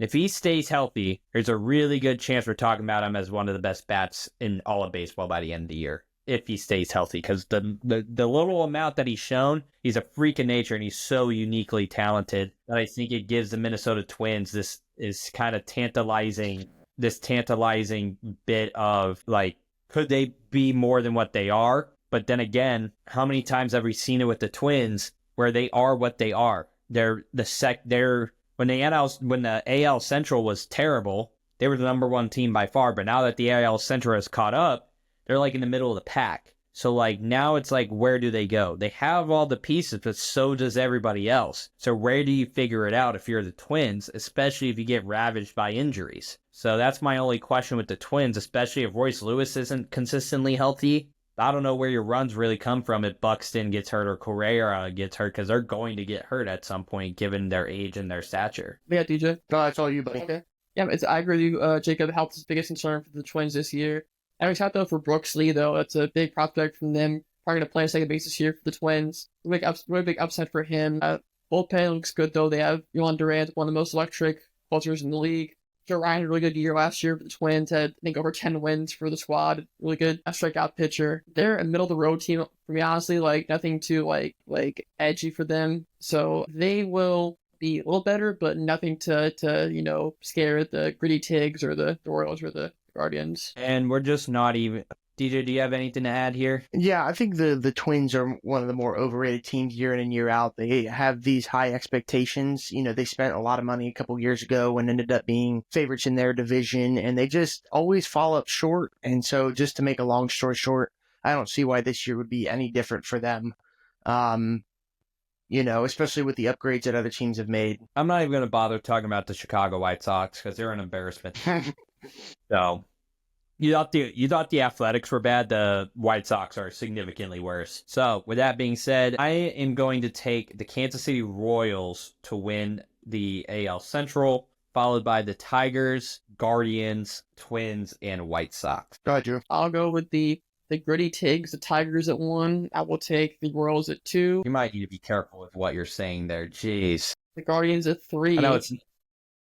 The Twins at 4, and the White Sox in 5. I'm going to go Guardians 1. I think that's their division to lose. Royals 2, Detroit 3, Twins 4, White Sox 5. Now it's time for our World Series predictions, MVP, and Cy Youngs. For World Series, I know we're almost there. We're almost near the promised land of this episode, but for World Series, I'm going to go with the Philadelphia Phillies coming out of the NL, and I like to think that Cleveland figures it out and gets to the World Series with the Phillies winning a World Series this season. I just think they have all the right pieces. I think the pitching staff's there. They have the relievers. They have the depth. They have the hitters. And I think they're aggressive in the trade market, which is important to note because if that continues to work out for them, they're going to be aggressive trying to get another pitcher or get another hitter to add when it becomes time for the trade deadline. It's hard to go against the Dodgers, but I don't want to be chalk. I don't want to go chalk. I want to be a little spicy. And so I think it's going to be the Phillies and the Guardians. I think the Guardians figure it out this season just because they've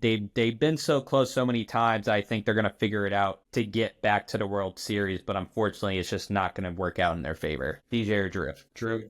National League, I hate to do this, man. Like it could have been much more fun to reveal, but Dodgers in the National League, it's too good to ignore. In the league, here's the fun part of it. This team made some moves in the offseason. The team's got a very strong fan base. They're very loud about it. This team has some drama with their infielders. This team is in a tough division, getting a rematch in 2018, Red Sox and Dodgers. Who comes out on top? So where did you have the the Red Sox in the East? You had them second, I think. Second one. Did you have them 2nd? Mm-hmm. I think they do a crazy playoff run. But so Netflix did talk running on the Red Sox 2024 Fools. Do it this year because Red Sox will run the table and defeat the Dodgers for a Hollywood ending for the Red Sox to win. This is why we love Drew. Gives us the spiciest take we've ever seen. Look at smart. Whether they make sense or not. If it makes sense, the world doesn't know. I like, as unbiased as I can be, I do like the Guardians coming out of the AL. I like their pitching staff. I think they have the bats. The question would be who do they face in the championship series? I think if they have to go through the Yankees, it would be real tough again, but I would be relying a lot more on the Indians' ability to hit the ball, the Guardians, excuse me, to hit the ball. But I like them coming out of the East the AL this year, and then I gotta go Dodgers again through the NL. I think both are going to be competitive. The tops of these divisions are phenomenal. I think this is going to be a close race all around, especially for the team that gets the bye. But it's really hard to bet against the Dodgers, and until they can prove to me that they can't repeat what they did last year, especially retaining so many guys and signing others, I really can't take them down. I mean, last year's run was insane. Yeah. It's hard to go against the Dodgers, but I just want to be different, I guess. I don't want to, but I got to be a little realistic here. Yeah. Well, mark it and put it in stone. We'll come back to it in October, I guess. Or if it goes horribly wrong, we won't come back to it in October. Moving on, I'm going to go ahead and just do my NL, all my Cy Young and MVPs kind of in one go here. For NL Cy Young, I think it has to be Paul Skeens. I just think it's just too clear. I think he's just going to be so good. He's so talented. And if it's not Paul Skeens, I think it could be Corbin Burns or Zach Wheeler to get it. But it's Paul Skeens' award to lose, personally. And for MVP, I can't go against Shohei Ohtani. I mean, what he does is just unreal constantly. And if he gets back to pitching, I mean, then it's just even more impressive what he does. It feels bad because Lindor had an incredible year last year. He may have another incredible year, but unless somebody puts up astronomical numbers, it's going to be Shohei Ohtani's award every single year until otherwise proven wrong. On the AL side of things, I mean, I mentioned it before. I like Cole Reagans. I really do, but I just don't know if I'm going to see that type of stuff. And if this guy stays healthy with what I'm expecting from him in Boston, Garrett Crochet could win a Cy Young. I think Garrett Crochet has the juice, has the stuff. I think he's going to be incredible if he stays healthy. It's going to be between him and Tarek Skubal, and that's just going to be so exciting to watch this year. As for AL MVP, man, I think it's going to be Bobby Witt. I think Bobby Witt's going to put it together this year. I think he's going to have the homers. He's going to have the defensive metrics. He's going to have the stolen bases. He's going to have the numbers. Judge is going to hit his home runs, but if Bobby Witt gets 35 plus, and he does what he did last year in that battle for the MVP, I don't see where they can't get where he doesn't not do that, right? Like last year, he batted .332, which is insane. Batted .332, had 32 home runs, and was second in MVP voting with a Gold Glove and a Silver Slugger. I think Bobby Witt gets over the hump. I think he's going to do it. He had over 31 stolen bases last year. I think he's going to be another 30-30 guy.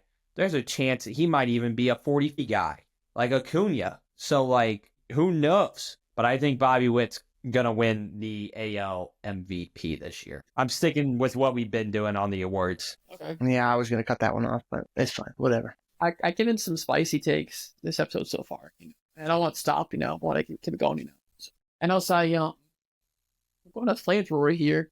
Guy who's known for his fastball. He's yet to prove himself. This year, Hunter Green, because that forward gets Cy Young Award this year, National League Cy Young Award. Hunter Green, that's my guess for him. National League MVP, and makes an impact the most for his team. I'm going to go either Lindor, maybe Matt Olson. He hasn't had to get one yet, He's a power first baseman. He's been made an impact with the Braves since he's been there. So I'll go in Green, Cy Young winner, and MVP is either going to Lindor or Matt Olson. American League Cy Young, I love Jacob's Crochet pick. That's a good one. I like that one a lot. Crochet, great hobby, great pitcher too. And then American League MVP. Wyatt Langford. About him makes a big step forward this year. Langford MVP, Crochet, Cy Young, my picks. Okay. I think, I had it up here, I'm going to pick for my AL Cy Young, I'm going to go Cole Reagans from the Royals. I finished 4th last year. I think if we're expecting the Royals to be better than they were last year, I think this is going to be the key piece to them either winning the division or making a deep playoff run. And then if I'm going to be on that same train of these teams making a leap, I mentioned the Guardians, I think I'm going to go Jose Ramirez.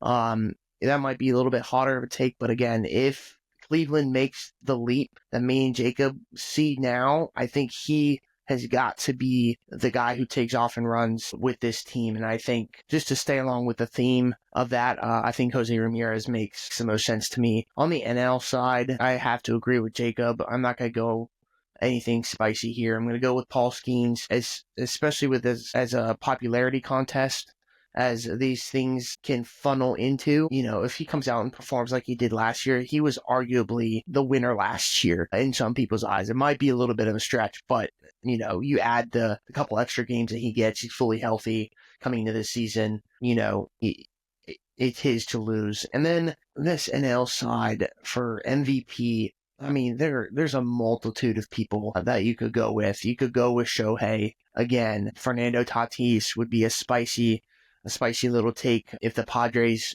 elevate. If Cincinnati makes a leap, Ellie De La Cruz could really lead that charge. You could go Mookie Betts. Francisco Lindor could step up to the plate again. It's tough, man. I looked at this list, and what really stood out to me was Fernando Tatis. So I'm going to go with him as a little bit of an underdog. I think he's going to have a phenomenal year on both sides of the ball, and that'll be my spicier take for today's episode outside of my AL West picks. Well, 3 hours of nice, juicy, full MLB preview. Everything you need to know about every team. Unbelievable stuff, gentlemen. I can't wait to talk baseball all year with you boys. Can't wait to get started. Love the picks. Let us know what you think in the comments. Like, share, and subscribe. We're on all platforms. You know where to find us. I have been one half, actually now a trio, technically, in this episode. Technically the only J of the deal with D and J. They have been D squared. He has been DJ McCatherine. He has been the Spinnaker Swiss Army Knife, Drew McDonald. Till next time. Love you guys. Thanks for listening to The Deal with D.